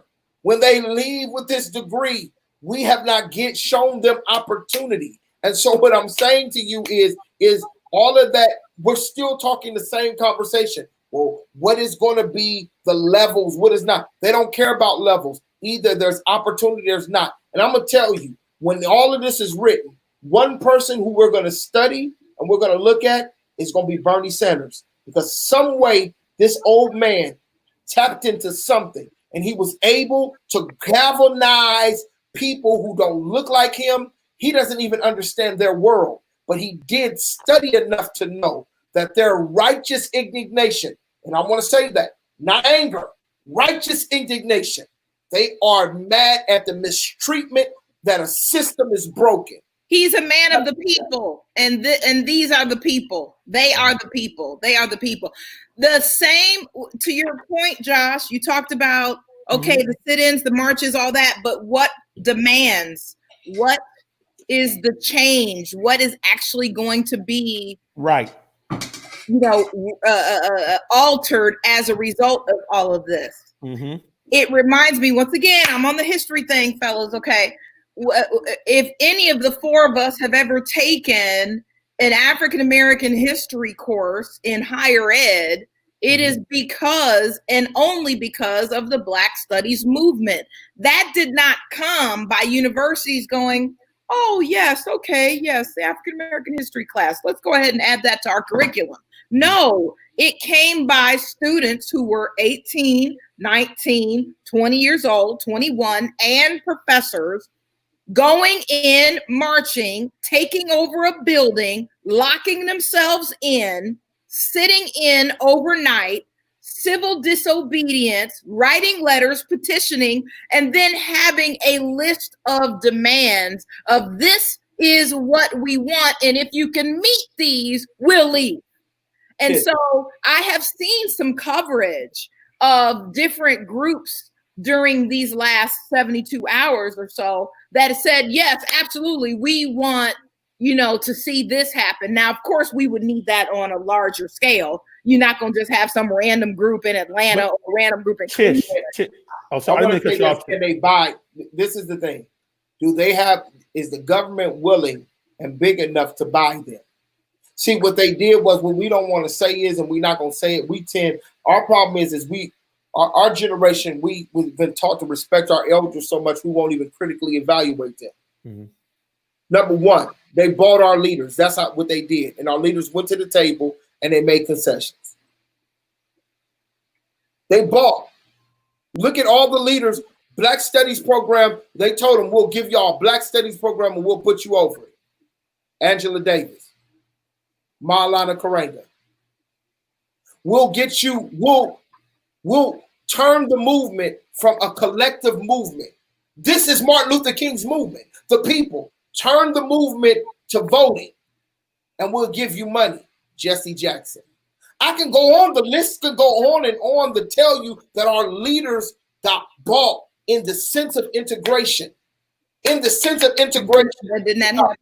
I'm telling you right now, I don't know if the let me not say Black Lives Matter. I don't know if they have enough to buy all of the players in this generation's movement to buy them in. You're literally gonna have to have a infrastructure bill that's $5 trillion and put everybody to work and then make them work so much that they forget that there's a movement that exists. Well, Frank, this is the thing. I think this is different. I think it's easier to control something when you focus on one leader. I think this is a whole different thing. I've always said I believe in multifaceted of leaders. I don't think one leader of a movement is going to work. I don't even know, I don't know of one man right now that I don't know can emerge. I just think there's too much complexity. That's what I'm saying to you. I'm saying to you what they did before of buying people out. The old way is not going to work with this generation because this generation's demand is equity. This generation's demand is economic justice. And what you're watching is this is a generation who are sick of people of it being ultra rich and ultra poor. They think something is wrong with that. Mm-hmm. They think something wrong. That's true. But I think, and I was going to say, I think, again, and I think I always go back to the beginning. I think I was so critical of the work. I think it's so complex, but not only that, I think that there's different levels to this thing. You know what I'm saying? Like, I think for us, like Frank, like you said, I'm not going to go out there and I'm not going to protest that. That's for the younger generation. But yet we're still a part of the whole thing. There's just different levels and different maneuvers that I think that all of us have to play in this whole thing. Because at some point, I don't care what y'all tell me. At some point, someone's going to have to come to the table. At some point, there's going to be policies going to get involved. at some point you're gonna have to get to that point. Like you ain't gonna just burn this whole thing down. No, First of all, America ain't gonna let you burn the whole thing down. You're gonna need you as you have here. You have people who are politically astute to be able to articulate what's going on. You have tissues connected us. How this movement is connected into the larger scale of the tradition. You have Brother Joseph, who has given us aspects of political and law and merged them together to talk. You have to have that to articulate. Yep. What I'm saying to you is, let me say it this way. This is not just another movement. I think we're in a critical time of America. And I don't think we're paying attention. We don't have leadership from the White House. Oh yeah, of course not. We don't have leadership. We don't have leadership relevant from the church. That's a strong statement, but yeah. What I'm trying to get you to understand, and we have no power to control our children, this generation. Mm-hmm. That is not a place of making America better. That is the place of almost screaming, Babylon has fallen. Empires fall in this type of environment. Right. If we're not careful, the America we once knew will never be the America.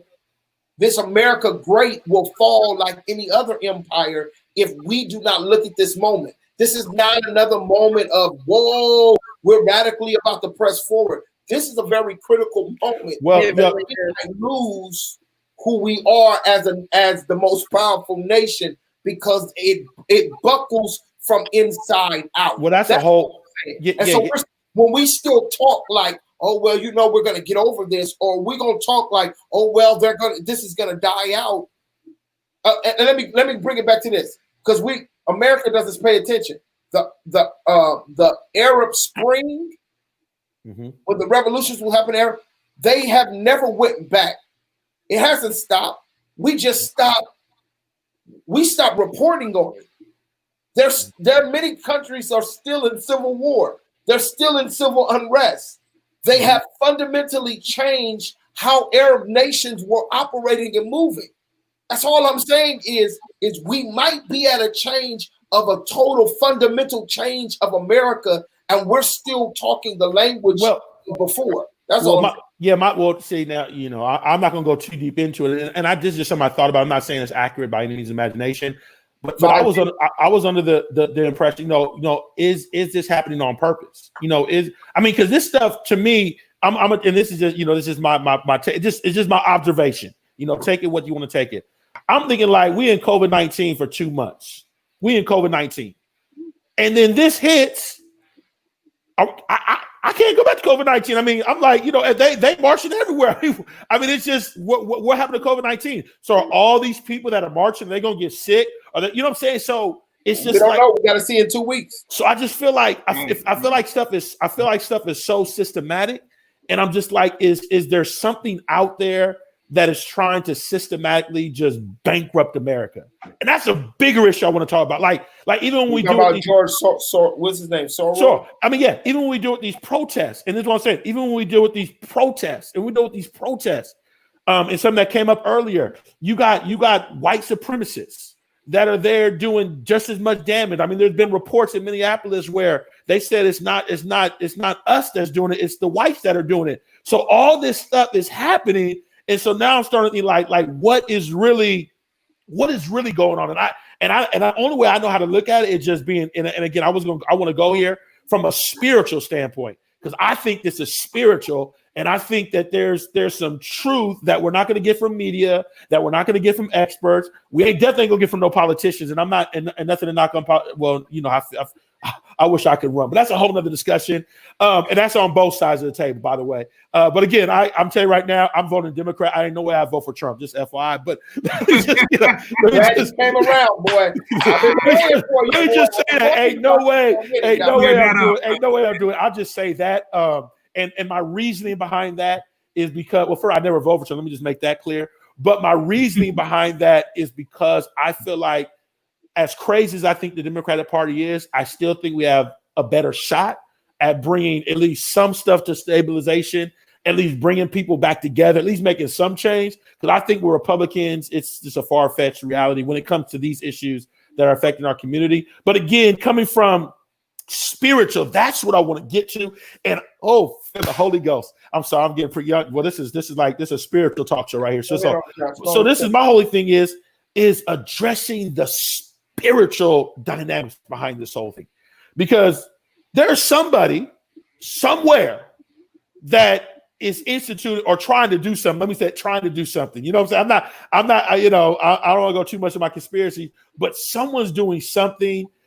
Even when I watch the news, and again, I try to stay away from CNN because maybe one day I'll be on their network. But I feel like every time I get an email from CNN, it's negative. I feel like it's the devil. Like today, if CNN comes up, someone just died. Something just happened. Well, that's what Killer Mike said the other night. Maybe it's you reap what you sow. You keep putting out bad, negative news. They ripped that CNN sign down the other night. Yeah. So I see all this, but I just want to from 17 minutes from my house. From a spiritual standpoint, I mean, what do y'all see from a spiritual standpoint? Folks are saying Jesus is coming back. There's a longing for justice, and there is and we're studying it right now in church. I mean, and what I am coming to understand is that there's more of a expanded view of justice, but it includes mercy. Okay, so you've got all of these instances. I've never seen somebody like Frank go and do stuff to the Old Testament and make it relevant. I've never seen it. You know what I mean? So you go through these particular preacher. Come on, bitch. That's what I'm talking about. Yeah. And you have all of these instances. You can be in Jeremiah, you can be in Isaiah, you can be in Hosea, you can be in a bunch of different places where God is making a decision about a place. And he says, you've gotten so far from me, I'm going to have to destroy this place, but I'm still giving you an opportunity to choose life. Yeah.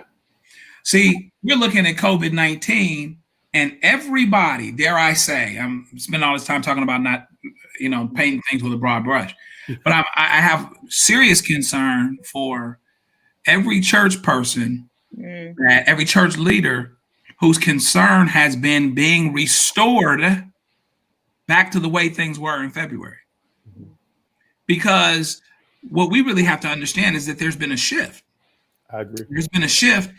And fundamentally, church leadership has been non-responsive as it pertains to the gospel outside the four walls, which is where the gospel starts, and which, for as much as you go to church, you're going to be outside the four walls more than you're inside the four walls. Okay. So if we're not responsive to what's going on now, here the door is shutting. I agree. Here the door is shutting, saying, I'm going to do this differently. I'm going to level the playing field. So now I've got new prophets emerging. Now I've got two new people emerging. And if we actually are making a decision to hear from God, what I think we'll hear is that there's some alterations that we need to make. Yep. So that the next time we open our doors, we have a better chance of doing the gospel in a way where it's not just about restoring us to what we're familiar with. It's actually about making a presentation to people that weren't coming, rethinking that, doing that differently. And now we have an opportunity to truly do the gospel. Now, not only is the church a filling station for us, it's a culmination for them. Yeah, and I want to say this because Josh, when you say, I was talking before I got on a phone call, I was talking to one of my members who is now in Vegas, and she said the budget of their hospital is $10 million a month. They made $75,000 last month because COVID. You don't get you can't get co-payments from it. They've shut down all other surgeries. And so now all you're dealing with is mostly Medi-Cal, and you're dealing with this COVID exposed that we needed health justice. Right. Come on. I hear you going, Bishop. Come on. What George Floyd is telling us that we need to go back to the thing and talk about. Come on, Bishop. Justice, right? We need to talk about what we're seeing is God is ripping the Band-Aids off. He's doing the layering, uncovering the layering. He's doing the work of the nuance for us. And people, instead of us saying, oh, thank you, God, people are sitting around saying, I don't want it. I don't want it. I want to go back to the old. Right. No, God is saying, I care about justice. There's more about justice in the Bible than anything, but we don't want to talk about that. That's good. No, because we're the New Testament. All Jesus talked about was justice. Yeah. But we don't care what Jesus said because they care about more what Paul or Peter or somebody say than Jesus who saved their soul. We got to get back to a place of dealing with being a just and righteous society.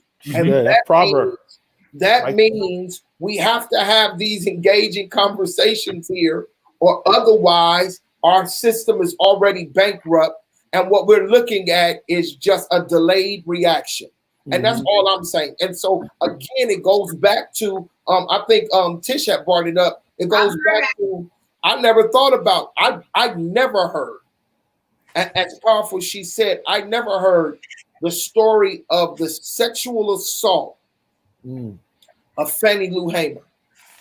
Neither had I. As much as I knew about Fannie Lou Hamer, I knew that we had never talked about how much she was an architect of a civil rights movement. Not just a woman who was in the room, but a woman who was setting that that many of the leaders really listened and was investing. You understand what I'm saying? I knew that Rosa Parks wasn't just no regular secretary who was an old woman tired. Because if she was old then, she showed enough should have been 200 years old then. Yeah. She was a part of the strategy of what was happening. You understand what I'm saying? So what I think what we have to get to is the place that we are now. I think we're in a new enlightenment. I think we're in enlightenment, and since you said spiritually, I just got to say this, and I don't know, you know how much I care about the brotherhood. I just think the church has to change. If the church is the light and the salt, God has to clear his church. Judgment first comes to the house of God. Right. I think God has to clear his church. And then I think we can begin to start talking about what's going on in society. But I think right now there's a cleansing.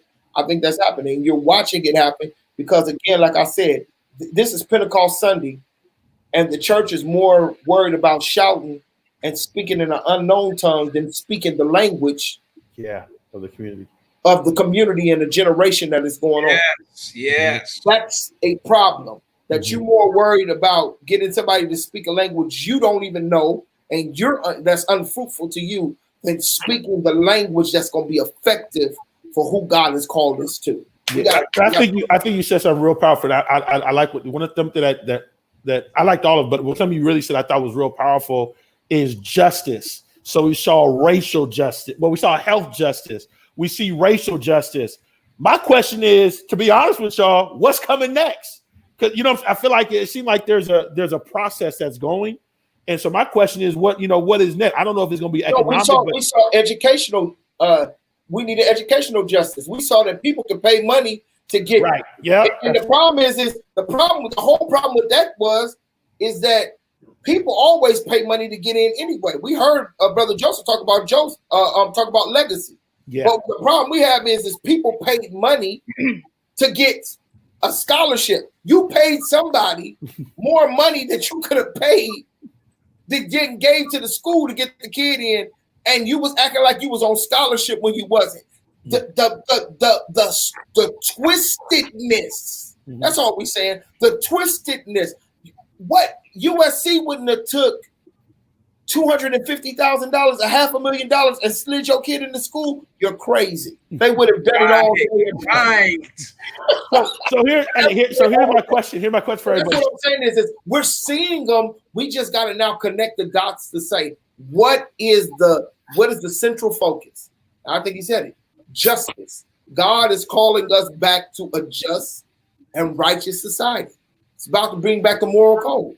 Yeah, that's good. That's good. That's good. And morality, and what is it in this is morality is not strictly tied to your sexuality.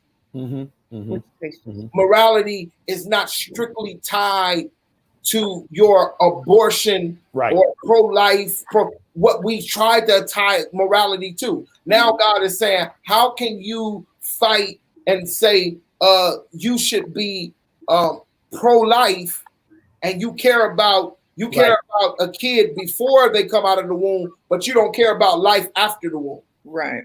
I think you said something, Frank. And one of the things I said earlier, and I just happened to be doing the series, but it just hit me this weekend when I was saying it was a heart matter. The Lord was really dealing with me about the heart and the heart being right. And it just seemed like in America we're at a moral crossroads. I think that's a good way to look at it.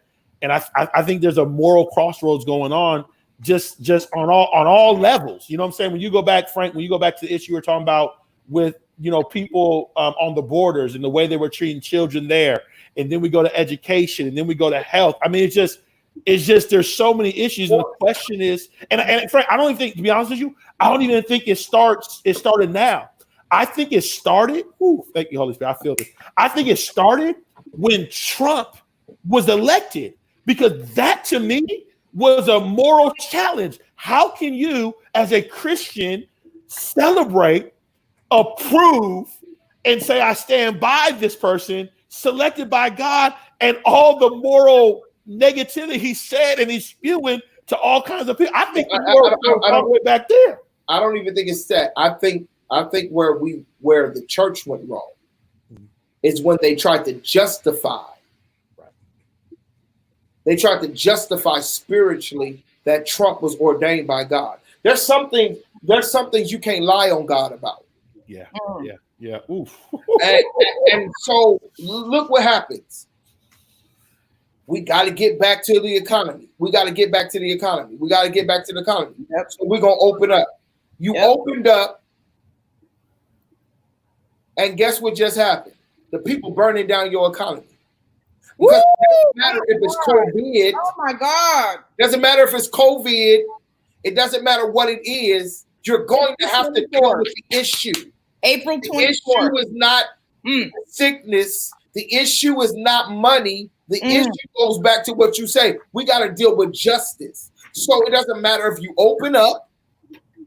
It's gonna get burnt down. It doesn't matter whatever you try to do. You're going to have to get back to the issue. My great grandfather said like this. He said you can never advance. He was a real simple man. He said you can never advance to level C unless you first go through A and B. That's good. He says everybody who always tries to jump always has to come back around. Oliver, so crazy. I'm telling you, we got to get back to the. This is so powerful because, and again, I've been studying this heart thing, and I think you thought I went to your church and you was preaching about that last year, but I've been studying this heart, and it's so incredible to me, like how God is serious about that heart. I mean, determinations are made based on the state of your heart. Like, I mean, it's clear throughout Scripture. I know in one scripture he talked about, I forgot where, I think it was Ezekiel, where he said that he had to create, before I'm gonna bless you, I got to create a new heart and a new spirit in you. And so I think this is a heart issue of America right now. I think this heart issue and the church should be the moral fabric of the entire nation. And so and a vindication, and it's a vindication of Kaepernick's name. Yeah. It's a vindication. Yeah, right. Yeah. I think we need to start kneeling again. Yeah, it's a vindication. I really saying that this man now y'all you asked y'all. You couldn't take a kneel at the national anthem, so now you're gonna have to deal with the burning of your buildings. Which ones do you want? Right. Do you want the peaceful? This is what I'm saying. It's not. That's why I said we got to get to the core. It's not about Joe. It's not about if we do it peacefully, they got a problem. Mm-hmm. Right. It's if not. we do it, if they do it with aggression, they got a problem. So the real problem is you just got a problem we talking. Right. That's the problem. You just got a problem. I'm bringing up the issue because there's no way in which we bring it up that you're going to be okay with it. Right. I said, Josh didn't want to talk about it because he don't like to talk about it, but the movement. I said, before we even got to this movement, I said, look here. Al Franken got sent out of the Senate, was asked to resign for something he did 20 years ago as a racy comedian. Not saying it wasn't insensitive, not saying it wasn't wrong, but he was being a little racy of sexual harassment. Woman felt it was sexual harassment. It was uncomfortable. He did nothing of, he didn't sexually assault her. It was just harassment. They said all the women signed up. They signed the thing and said, Al, you got to go. Zero tolerance. Zero tolerance. All right, that's the new thing. Zero tolerance. Bill Cosby. Weird. I don't know why you want to have sex with women drugged and incapacitated, but you know, everybody got their little isms. Bring up cases 20 years ago. No, you gotta get him. I'm okay. So then why should I have mercy for Amy Klobuchar? No, this is the rule. You know what I felt, Frank? You know, I felt about this whole time. Decided that you got this man. This man was brought to you, said he got some issues, and you decided that you was never going to prosecute him. Yep. Amy, you have no right to be vice president. Well, Amy, not only not vice president, you should not have a cabinet position. Why? Because that was the rules that you set, and we cannot determine and change rules based on who we like.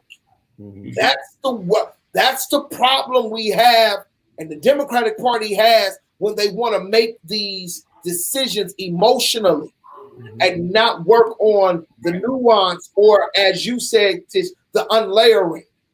We gotta work on the hard things and stop saying the political things and work on what's the hard thing. Because if we don't, then we look like hypocrites.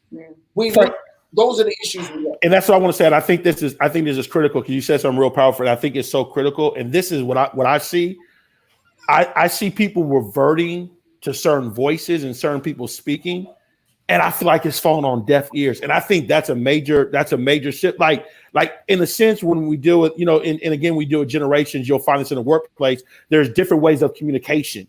And I think in a sense of what Frank has been saying that I definitely want to stress, I think it's so vitally important out of this, is the way in which leaders communicate with this emerging generation of activists has to be different from the way things were in the past. So this whole notion that you'll put this certain person up and this person's going to talk and people are going to stop. People ain't listening to that. I mean, and no disrespect, I love the mayor from Atlanta, so I'm not trying to disrespect her, but she went on and said and made a powerful statement, but then people didn't care. They still go. It's like it's a different form of community. Just to put someone because they're famous, because of the political office, does not guarantee that you're going to reach this generation. That's one thing I would agree with. I think it's a whole nother dynamic now than what it once was. What reached that generation, this will let me know. What reached that generation was a lady in Atlanta I believe it was Atlanta, the white sheriff, it's a white chief of police, came and walked down there and put her hands on that black lady and black girl and said, I want to hear what you got to say. She was more powerful than the black mayor. Because we don't want to hear, will you come down here and be and really take me seriously? That's what this generation is saying. I remember when we were growing up, they used to tell us, you're gonna go in the back, you're gonna go in the rooms with powerful preachers, you better not say nothing. Don't say nothing, just be glad you're in the room. That's not this generation. They're not glad that they're in the room. They have questions to ask, and they feel theirs as much as a celebrity as you are. They feel they are as much as great as you are. And that's where you have to begin. That's where we have to deal. And if we don't deal, then we have we're disconnected, because we're looking at them like, oh, well, guess what? I'm giving you something, when at the end of the day, they're about mutual exchange. They feel that they have something to offer too. And Frank, based on their degrees or where they're at. Right there. Let me say thank you, Josh. I got to bow out for right now, but Frank, they told us you was gonna be on for 4 hours. That would be a no. That's the reason why I drank an energy drink, because they said Tish was gonna have us on for 4-5 hours. She was gonna fix the problem. I got my. And now you want to go get your black eyed peas? Okay, they were good. Look, there's nothing left. They were good, honey. I made my black eyed peas, okay, with veggie sausage, 100% vegan. Get woke. All right, so love y'all. Gotta go. Thank you, Josh, and I will catch up with y'all later. All right. All right, awesome. Thanks so much, Tish. It was a pleasure. Thanks for having me. Bye-bye. I love Tish, but Tish got to know that the Lord said there was a ram in the bush, and therefore, therefore, it's all right. I want to say this. What I want to say, and I think it's so amazing what you're saying. I feel more strong about this after we're talking. I really feel there's a major leadership shift going on right now, and I don't know who it is. You know what I'm saying? I can't even tell you who the leaders are. What I do know is I really believe there's a generation that's emerging, that's going to emerge out of this, and I just believe the ways of leadership and the way I think it's just coming down. And Joe Biden is not even the answer. I think he's a holding position. Yeah. I think that we need to say, Joe, you got one term. Oh yeah. Until we can run it's so important because that person could very well be president. I don't see Joe Biden being president until he's 85 years old. Right. Yeah. I think that needs to change, Joe. I think also what needs to say is not only Joe. We need to, as powerful as she is, I love her, but we need to tap Pelosi. I'm gonna go on down the line. That you've been in there for 30 years. It's time for fresh voice. And you got to make a way for fresh voices. I think that's on Republican and Democrat. I'll tell you right now, I know younger Republican voices, bro, that will sit at the table and really work this thing out. They are not caught up in the Koch brothers' pocket and everybody. They're young people who think solution oriented. I tell people all the time is I respect all of our older politicians, but you got to remember, they were trained on this. Your area has disadvantages, you get more money for the disadvantages. Right.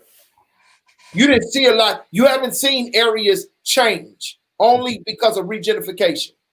You didn't see areas because it's just like I feel like a education. Oh, if they got a lot of problems here, send the money down.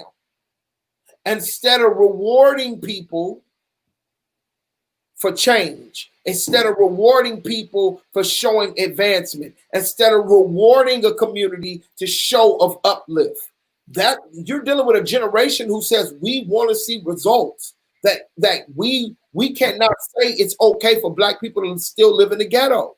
Yeah, we're not gonna say that's okay. And we're not going to say the only way Black people are going to have their communities are going to change unless white people move there. No, we believe that Black people and Latino people and Asian people and white people are human beings, and they want and desire the same thing. They want a good neighborhood to go to. And Frank, you know, and what I want to say, and I think it all goes back, and this is where I've been. Again, it all goes back to the work. I always go back to that, and it's complex. And I try to simplify it down to my situation. And I think it all goes back. What have you been assigned to do, and to do the work that God has called you to do? I think it goes back to that. What is your assignment? What is your focus? And how can you make your impact? Because I think there's a lot of people that are trying to find their place as well, but are not truly sure where is my place. And I think that's another thing. But I think too, it got to go back to one thing. Before you even find out of that, you got to get a good study handle. You got to get in that book, bro. Mm-hmm. That Bible is the answer and should be the sufficient way we live and how we struggle. You got to get in that book, because what you have is you have a bunch of my white brothers and sisters who are Christians who are silent right now. Yeah, right. Mm-hmm. In a book, but they would teach Sunday school on just all what Joseph was telling. All of us, majority of Sunday school tracks are on the same track. Mm-hmm. Mm-hmm. Different books, but we're on the same track. So there's somewhere along the line, there's some of my white brothers and sisters who talk today on justice. Yeah. And never connected justice to George Floyd. Mm-hmm.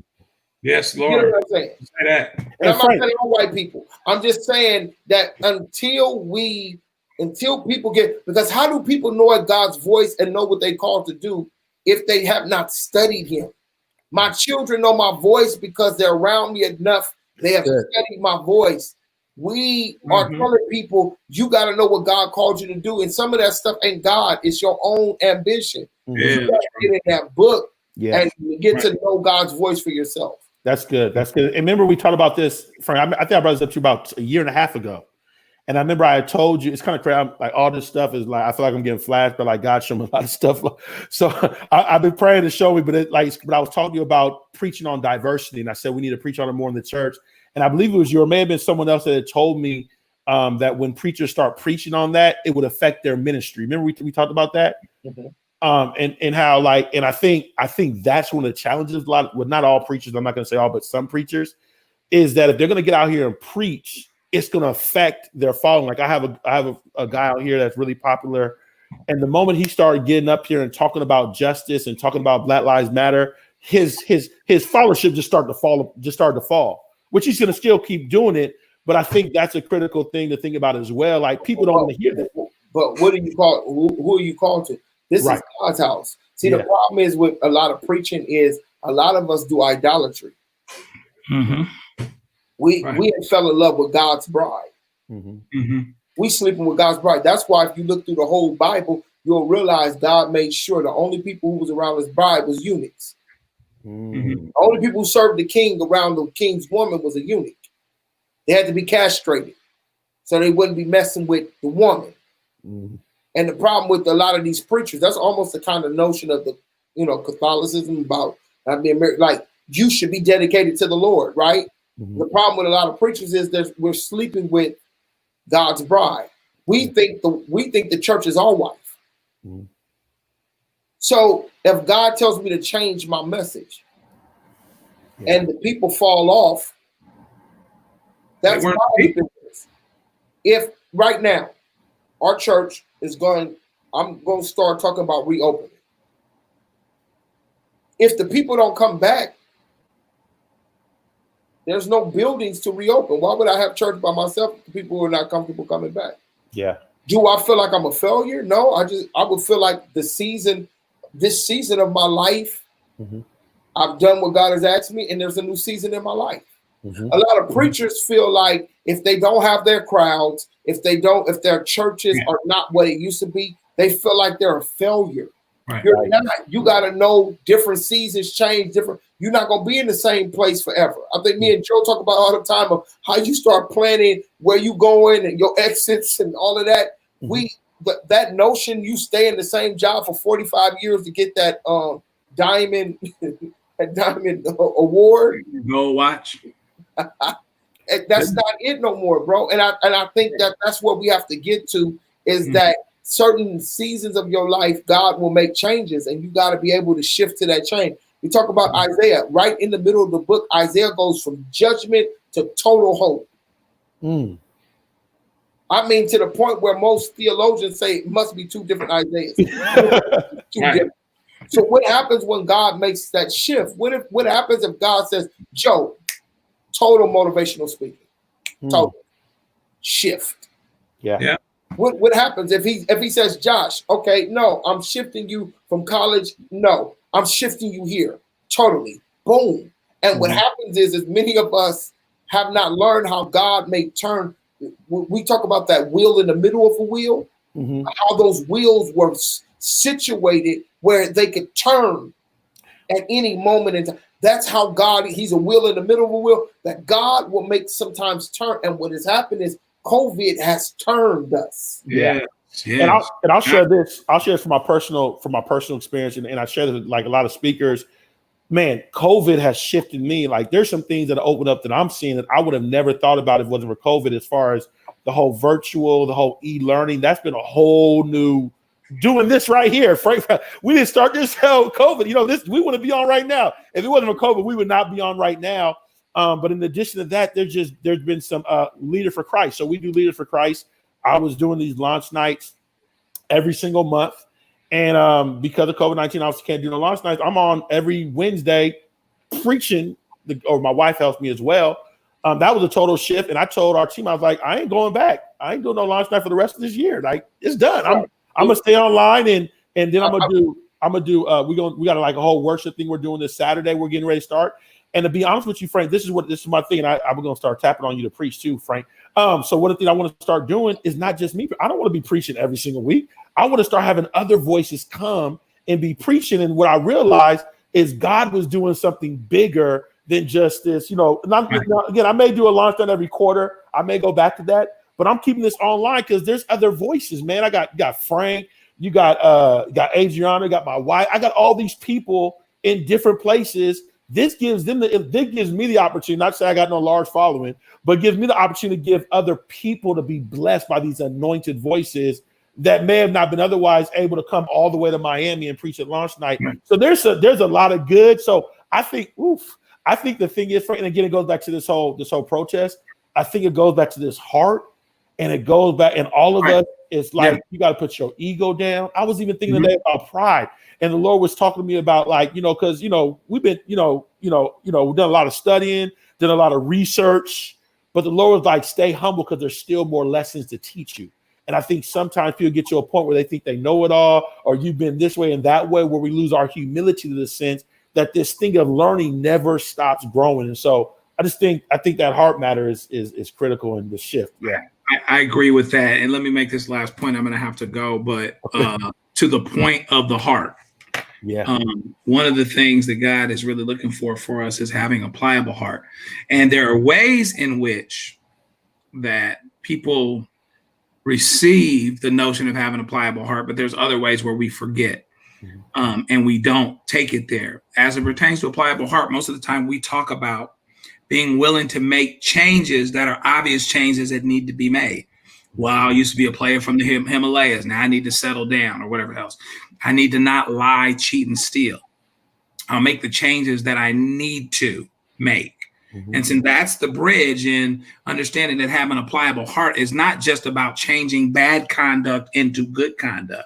It's also about doing things that God wanted you to do, but whose season is over. It's good. Wow. You know what I mean? So having a pliable heart also means Lord is calling me to do something different right now, even though I loved what I've been doing. Most people don't look at a pliable heart and the notion of a pliable heart in terms of anything other than turning bad conduct into good conduct. I'm less selfish. I'm less self-centered. I'm less, I treat my wife better. And all of that is good.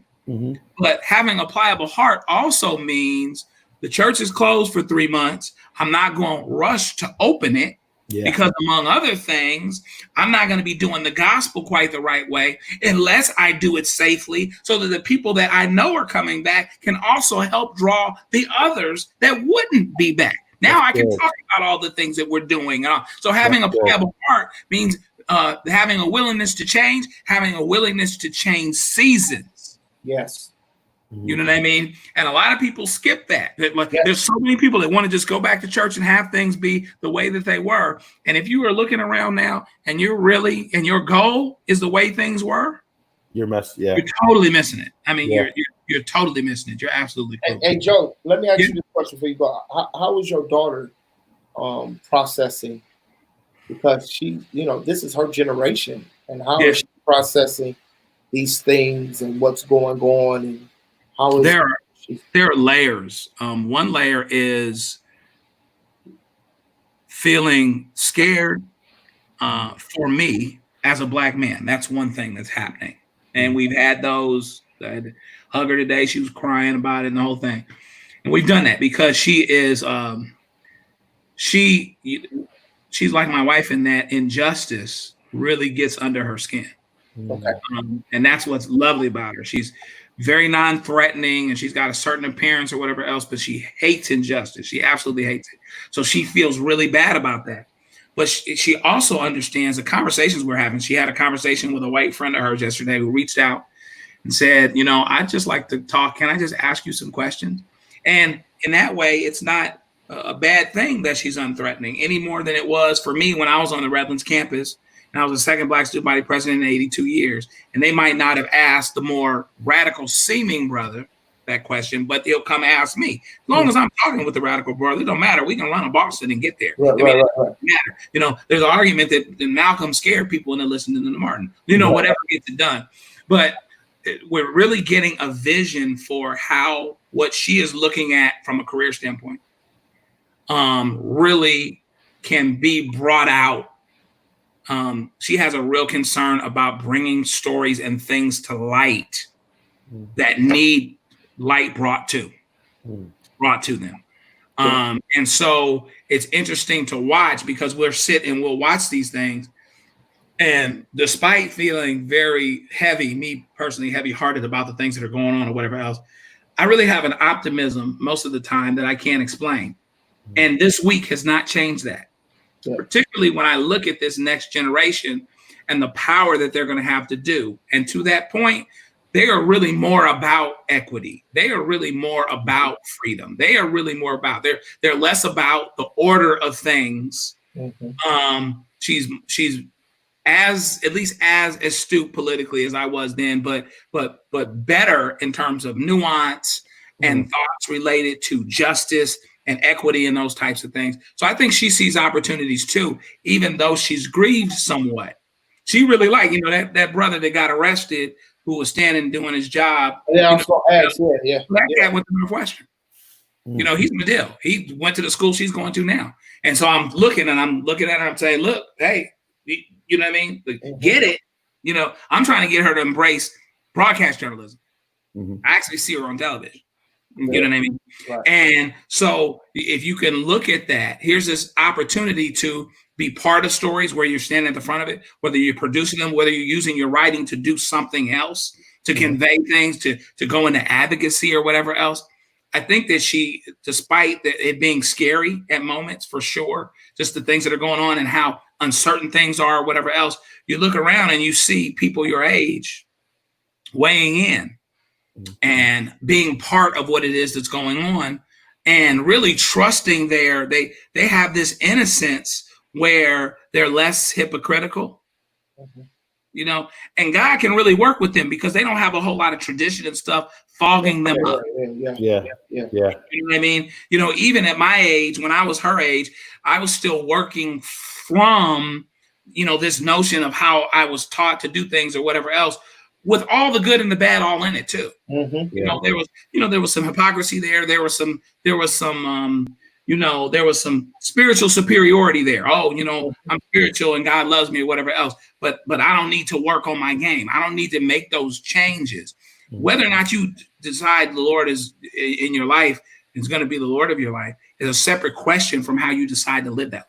Yeah, that's good. Now, one ought to affect the other, but I don't want to get there and figure out all this stuff that I should have been doing, and that was there for me to call on. Like I'm reading the Jabez Blessing book now. You know what I mean? And just really continuing to call that in because I don't want to miss anything. So what I tell her in pieces. I tell her a story here or there because I don't want to give it to her all at once.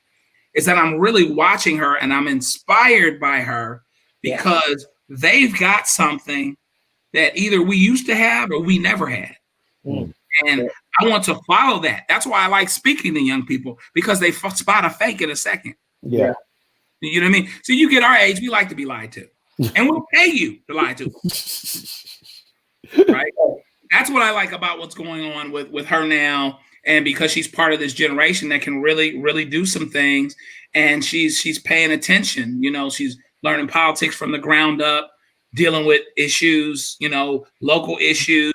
She has observations about the differences between what's happening in Evanston city government and what's happening, for instance, in Redland city government. She's already proclaimed to me that I have no business running for city council again, that there's something bigger, there's something different where there's more appreciation, which is what you told me prophetically anyway. You know what I mean? So, they have this earnestness about them that's going to take them places. Now, of course, they're standing on our spiritual tradition and all those other things, but they're not going to be afraid in the same way we were. And I think we can learn from them. They're hard enough not to be at places they're underappreciated. Our generation spends a lot of time at places. We're at places too long where we're underappreciated. Yeah. And it plays on your health. It plays on your psyche. Yes, it does. It plays on your dreams and your focus when you're at a place where you're being smothered more than you are being embraced. That's good. And looking at her is what makes me make sure I am, the job is to, and I guess I got to talk to you about this some, Josh, too, because I'm really trying to get on the road to finishing this book that I'd outlined, and I've got pieces here and there or whatever else. But after I write my book, I want to write one with her. That's good. That's a You know, so the thought of those types of things really, really gets me going. When I think about that, man, the clouds open up. The sun. Generation. I'm like, this is it. That's why I'm not getting on a train and going downtown and making twice the money, which I could. I think, you know, it's funny you said, Joe. I think, you know, and we're all fathers. I think that's the greatest thing to see your kids just emerge. And I mean, I'm like, man, I think that's so amazing. Matter of fact, that just motivates just thinking about it, man. I think about my daughter. Be going. Yeah, my daughter, your changes, it just inspires me. Like she just started doing singing lessons and loving it. And I gave her the wrong song. I gave her Mariah Carey and Whitney Houston, Believe. So you started hard. I started with J-Lo or Janet or something. But now you tell she loves it though. Her mom was like, man, she loves this. And she's like, and honestly, Joe, it's just, and I thank God. I think it's just a prophetic eye. I think God gives us the ability to see into our children. Oh yeah. It wasn't none. I just like, you got a voice, you need to use it. It was nothing, you know what I'm saying? I think with you and your daughter, you're like, you know, I see you on television. I think God does that for us as parents. Oh, absolutely. And he gives us prophetic insight. So man, I love your story about your daughter, man, because man. I mean, honestly, for me at the end of the day, that's what moves me. Like, God, keep me healthy, let me live. I'm like, you know, I mean, you know, success is great, and you know, but love my wife. Real success, though. Huh? We talk about it. It's real success. Yeah. Right. I think about there's a man right now. He may never own his house, and he may never make a lot of money, but he made sure that his kids, let's say his daughter, was prepared that he walked her down that aisle. Come on, man. Yes. You know what he gave to that man is a diamond. Oh yes, absolutely. That father is successful in the eyes of God. That's right. He may not be in other people. He may not be in Americans, but that's success. Yeah. How many of us can be chasing money? Yeah. And not depositing what we should be. Yes. Absolutely. Give them the whole world, and they still not know what to do with it. But we didn't deposit right. And you know, Frank, and I think about it when we go back to this topic, solutions to racial injustice. I think something that's not talked about a lot starts in that household. Oh, no doubt about it. It starts in that household, and you know, I was funny. We can't skip that. We don't like to talk about it sometimes because we'll feel condemned and that kind of thing. But you know, to have the balance of that village starting within the home. To understand that home is actually supposed to be a secure place. You know, to have a child that's not going out and want in their love life, in their heart life. That's good. Now they're going and looking for the right thing because you've implanted it. You ever been concerned about what your daughter's going to do or not do in terms of who they pick? They're going to watch how you deal with their mom, if that's the situation, or you know, whatever the case, you know, so you actually model behavior. Now they're not looking for an unhealthy relationship or any kind of relationship to replace a father. I saw this with my sister, a father that's there but not present. That's right. You know, my father was Christian. I mean, my father was saved, but he missed a whole lot. And my sister went on a road because of that. And it's a road that pretty much she never got back. She ended when she was 29. You know what I mean? She had my nephew when she was 18, got going. You know, because she's trying to replace something. She's trying to fill a gap.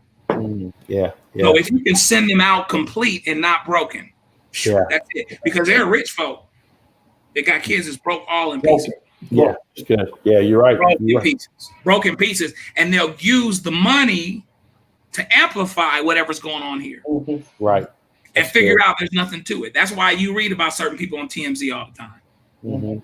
Because they're empty in here. And don't know how to do, don't know nothing about it. Don't know how to do it. Know how to throw money at something, put money at something. You know, and now you got people around you that want to be around you for that very reason. You don't know who to trust. You're in a trap. You don't know who to trust. You don't know what to do. Now you try to medicate. Now you try to just be loaded. You try to be out of yourself. You can't even have your own 2 feet on the ground and be happy with it and value life for what it is. So that is truly hopeless. And you've got money to facilitate that. That's what's so bad. Makes it harder for you to hit your bottom. Yeah. Until you literally kill yourself. So take your pick. Fill blank on any star that's done that. There's been Hey, plenty. Frank, man, we got to do a speak on parenting, man. I feel the Holy Spirit on this parenting. I think this parenting is a great conversation, man. I don't know. I just feel. And I think I mean, Joe convicted me. I'm like, you know, for me, Jordan, I'm gonna be very transparent. I just tell my heart. For me, man, I'm in Miami. I ain't see my daughter in like 2 months, man, because it's freaking COVID thing. Hard, yeah, sure. And I told my wife, I said, I don't care what the lockdown. I'm going to LA and chill. Yeah. It's just gonna be what it is. But I'm just sitting here like when I see, I'm like, man, I gotta figure out how to just keep pouring more because she's 11 now. Yeah. So to me, I'm just like, Such a crucial time, man. I was like, you know, racial injustice. You know what I'm saying? I was like, this is probably a conversation to have with my daughter right now. You know what I'm saying? 11 years old. So you just got me. Yeah. And what I tell people all the time, just think about it. People who are on the road, men, there was a time when you could be on the road, you may never see your family. Now you got FaceTime, you got Zoom. Oh yeah, you got ways to see there and be present. So many ways to be present. And how we even talking to our children or having to show that this is a part of the new reality. Yeah. That's good. That's good. That's right. I look and think about my kids. My daughter sleeps better when I'm at the house. Oh yeah. Starts to call me and starts to say you got to travel. That means hey, I have to get on here and say, hey, baby girl. Yeah. And I have to keep their level of normacy, right? Yeah. I have to be able to do that. How do we balance that? Yeah. Because I think, I think as Joe said, we can be around and we can be searching for success. One thing COVID did for me is it got my priorities straight. We can be for success. Yeah. And miss moments, critical moments, and then create these monsters and they act like we don't know how they became. I got to share something, phrase so powerful, man. So you all know, I traveled. I don't know if I've ever been in Miami for a month. I've always been on the road. For this, I've been for three months, and so it's crazy how my wife we've been. It's just funny how we just so much more connected. But we've had our arguments. You always have, but we've been much more connected. But I think what's most powerful for me I get teared not thinking about this because I'm like, it's just okay. So what's crazy to me this week is every morning I get up and worship. Like Frank, you know how I am, man. I get up and I'm in the Holy Ghost, and my son knows these songs. But this is what was deep to me this week. I'm still tripping off. Like it killed. My son got on his knees, and I'm looking at him like, "Shooter, what's you doing?" Like, "Daddy, I'm praying." Right. I was like, "What?" He was on his knee. I don't even get on my knee. This kid was on his knee, and I'm looking like, dude. Yeah. I'm like, at 4 years old, this kid is on his knees praying, and I'm like, I'm like, I ain't never told him. I didn't tell him to do it. But what I think is happening is he sees his dad and he sees his mom every morning come before God. And I believe his mother, Janice, I got to give this to my wife because I believe my wife was on her knees praying one day with worship. And I think he sees it so much. Yeah. It's just like, we got this one song, "In the Name of Jesus." This kid was like rolling with me, like, you know what I'm saying? And he's always like, and it's tough, right? Because when I'm getting ready to go on, he's like, "Daddy, I want to preach. Daddy, I want to preach. Am I preaching today? I want to preach. I want to preach." I get the podium and I'm like, listen, this is what I told my wife, we got to start doing this. Like, we got to like just go on and just let him preach. That's what he that's what they did for me. Yeah. That's what they did for me too. Frank, it's crazy, Frank. I don't know if you remember this when you came to Florida, and I was thinking about this actually. When Frank came to Florida and we did a Leaders for Christ conference, I'll never forget, Judah was like 1 year old. And Frank, you was tired, and the Holy Ghost said, "Have the man of God lay hands on him." I don't know if you remember that. You were tired, but you laid hands on him. And I think that anointing done hit him because he like you. I was like, he like Frank at 4 years old. Not only that, I remember at a time when you was thinking, I was getting him tested and thinking, well, he's not talking like he should. And I remember God saying there is nothing's wrong with him. He's going to come into his own. Yeah. And that's what you're watching. A lot of times, Josh, what we don't know is most things are caught, not just taught. Mm-hmm. Oh, yeah. Oh, yeah. How we practice. They're watching what we do. Yeah, right. And watching what we do, they learn to interpret from there. Yeah. And so a lot of people spend more time trying to just keep telling and commanding instead of understanding, living. Yeah. And because prayer is a natural thing in your house. Yeah, that's right. Become a natural phenomenon for your son. Right. You know what I'm saying? there, and building that, you can be. You look at, I always think about this, and I don't know.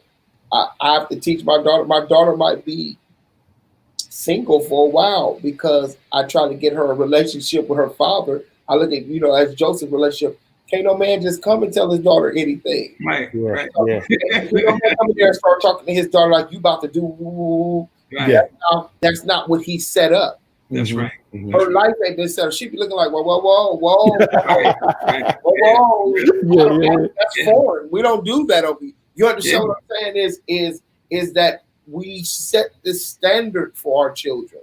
Mhm. And when we live that, then what happens is when people try to bring those foreign things, it's rejected. Yeah. And I think that's what we have to do in the society. And I remember, to be transparent, I remember being young. I remember being in college. And I remember even with the church we call backsliding, and backsliding, living wild. Yeah. I remember even still knowing God and sensing God and knowing that there were some women I was dating, I was intimate with, I could sense they wasn't for me. Right. They were in search of a father.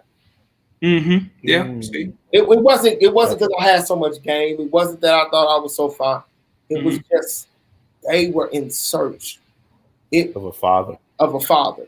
One the hug I gave them ended up having them go a place they probably never wanted to go because they just never had a father. Somebody hugged them with sincerity. Right. You understand what I'm saying? And so I just made up in my mind, I don't want my daughters in that case. I don't want my daughters to ever say Man, you got me they pumped. never had true love that wanted nothing from them.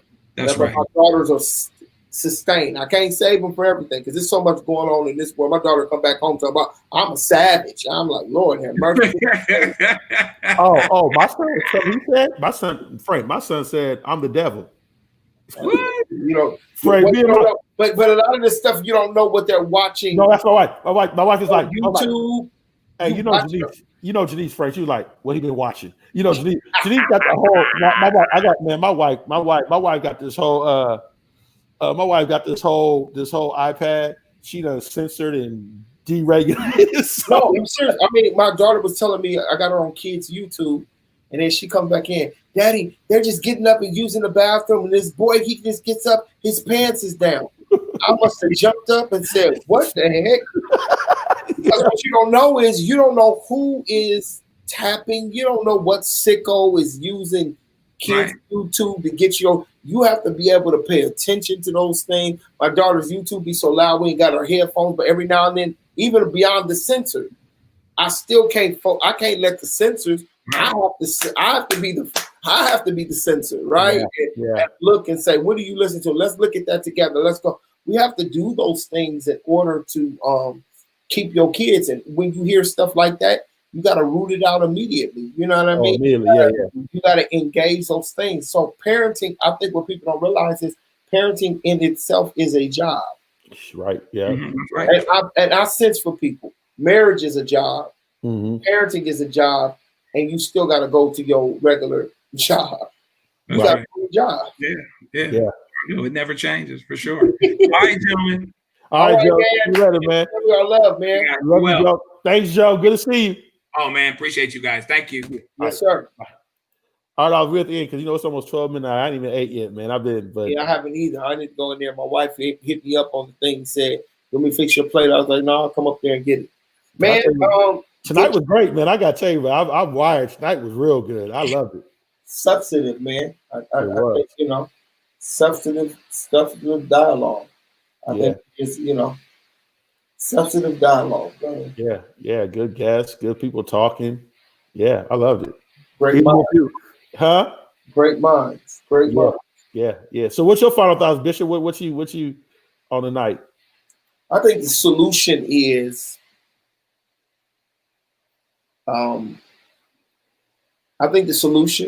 for the church is for us to engage, to build a new vision for this moment in time, beloved community. First of all, I think the church needs to stop worrying about when Jesus is going to come back.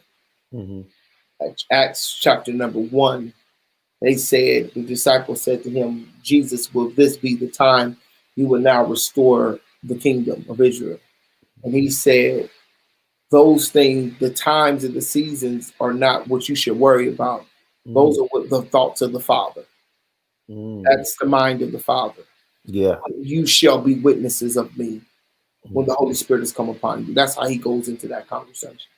I think we worry more about, are we in the end times, than we worry about what should we be doing in this time. Right. Yeah. Yeah. So I believe the church's job is to cast vision for this beloved time, this season, the community. I think we need to spend time seeking the Lord for what does the world look at in a post-COVID pandemic. What does the world look like?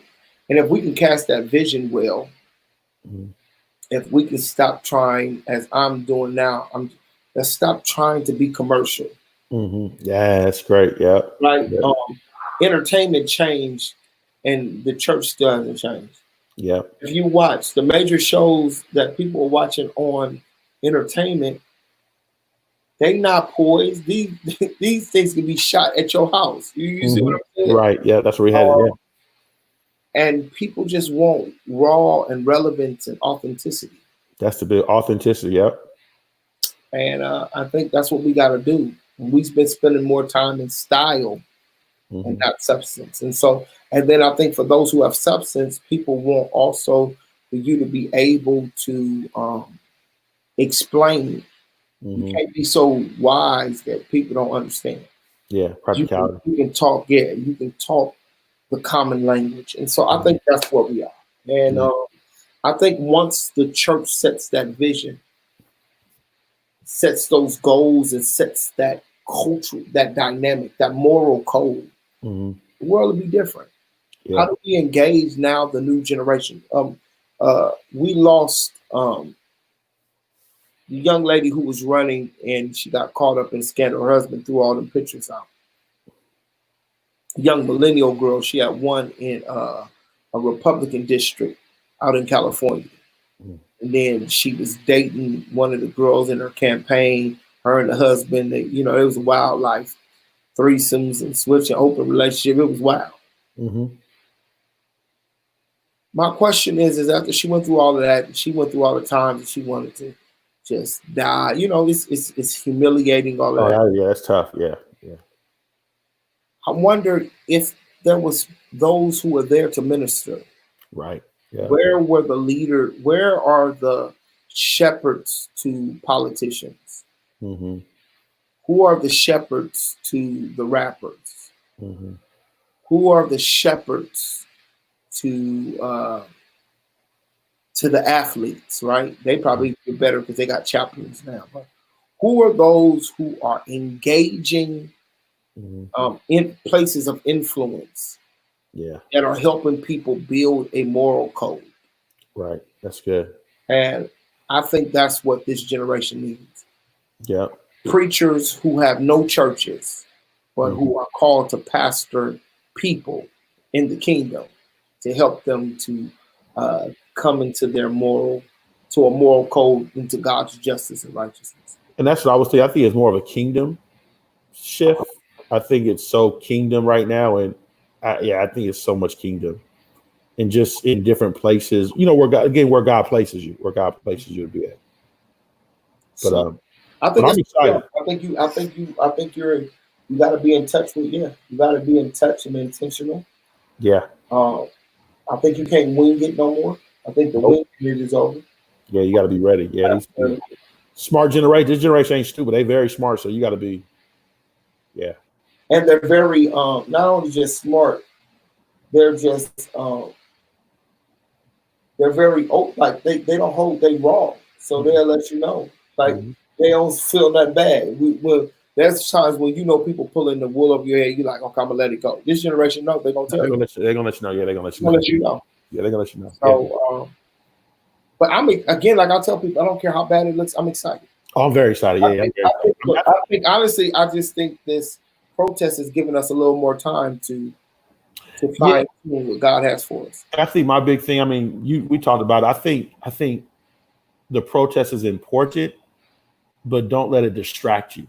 And what I mean by that, and one thing I told my, I was talking to one of our friends. I'm obviously there's some things I'm doing now in addressing it, but I mean, we've been doing this work, fight for equality. This ain't like nothing new for it. You know what I'm saying? We've been doing it. It's like it's not.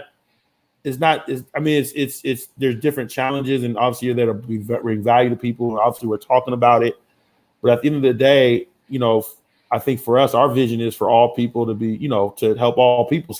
So really just staying locked into the mission, being aware of the surroundings, but not letting as Noel Jones says, the poopitude gets you off course from what you're really supposed to do. That's what I would say. Man, you can't let it be. And at the end of the day, listen, brother, these people got to July 25th to tear stuff up. Because after July 25th to 24th, that's when that $600 on that unemployment go away. Mm-hmm. And when people got to get back to paying them real bills and doing real life, the game is over.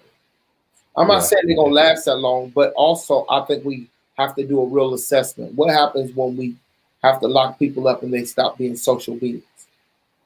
What happens when we unleash them? And so I think that's a little bit of this too, that people have been locked up so long and that aggression. But at the end of the day, brother, when we get people back to what they want is opportunity. And how you lock people down? People ain't gonna lock down. How do you bring people back to lock down to this? You can't even talk about COVID-19. I mean, they're gonna talk about COVID. This is what I said. They proved me wrong. I said, you remember I told you, I said when they get that National Guard, they about to go in the house. Yeah, nah, they don't care. They didn't care about the National Guard and their guns. They are. One thing you cannot knock is they're genuine about what they feel. Right, and I mean, you got to what's happened. You know what I'm saying? The injustice is it just gets to a boiling point where like this ain't. You know what I'm saying? It's just. I mean, it was devastating. Yeah. Watching that video and watching that man, watching George Floyd, that was, like you said, I just think it was, you was like, are we really this type of people? Yeah. I think it was that same awakening that they had when they watched, the first time people watched the police put dogs on black people and wash them water. Are we really these type of people? Mm-hmm. Yeah. And I think that sometimes God has to embarrass us. Mm-hmm. Yeah. To get us to do better. Yeah. So we don't like to be embarrassed, but sometimes he gotta expose. Yeah. In order, to correct. And so that's where America is. Yeah. And we gotta be the leaders to bring them there, and I believe it's gonna happen. Yeah, amen. I'm out, Bishop. Man, love you much, man. Love you too, man. Yes, sir. What'd you say? Sweet. Oh yeah, absolutely. Yeah, no, good show. Yes, sir. All right, y'all. Whoever still people watching, so we'll see y'all next week, same time. You like this early time, huh? 6 o'clock. Yeah, I don't feel as tired. Okay. All right. All right. Bye.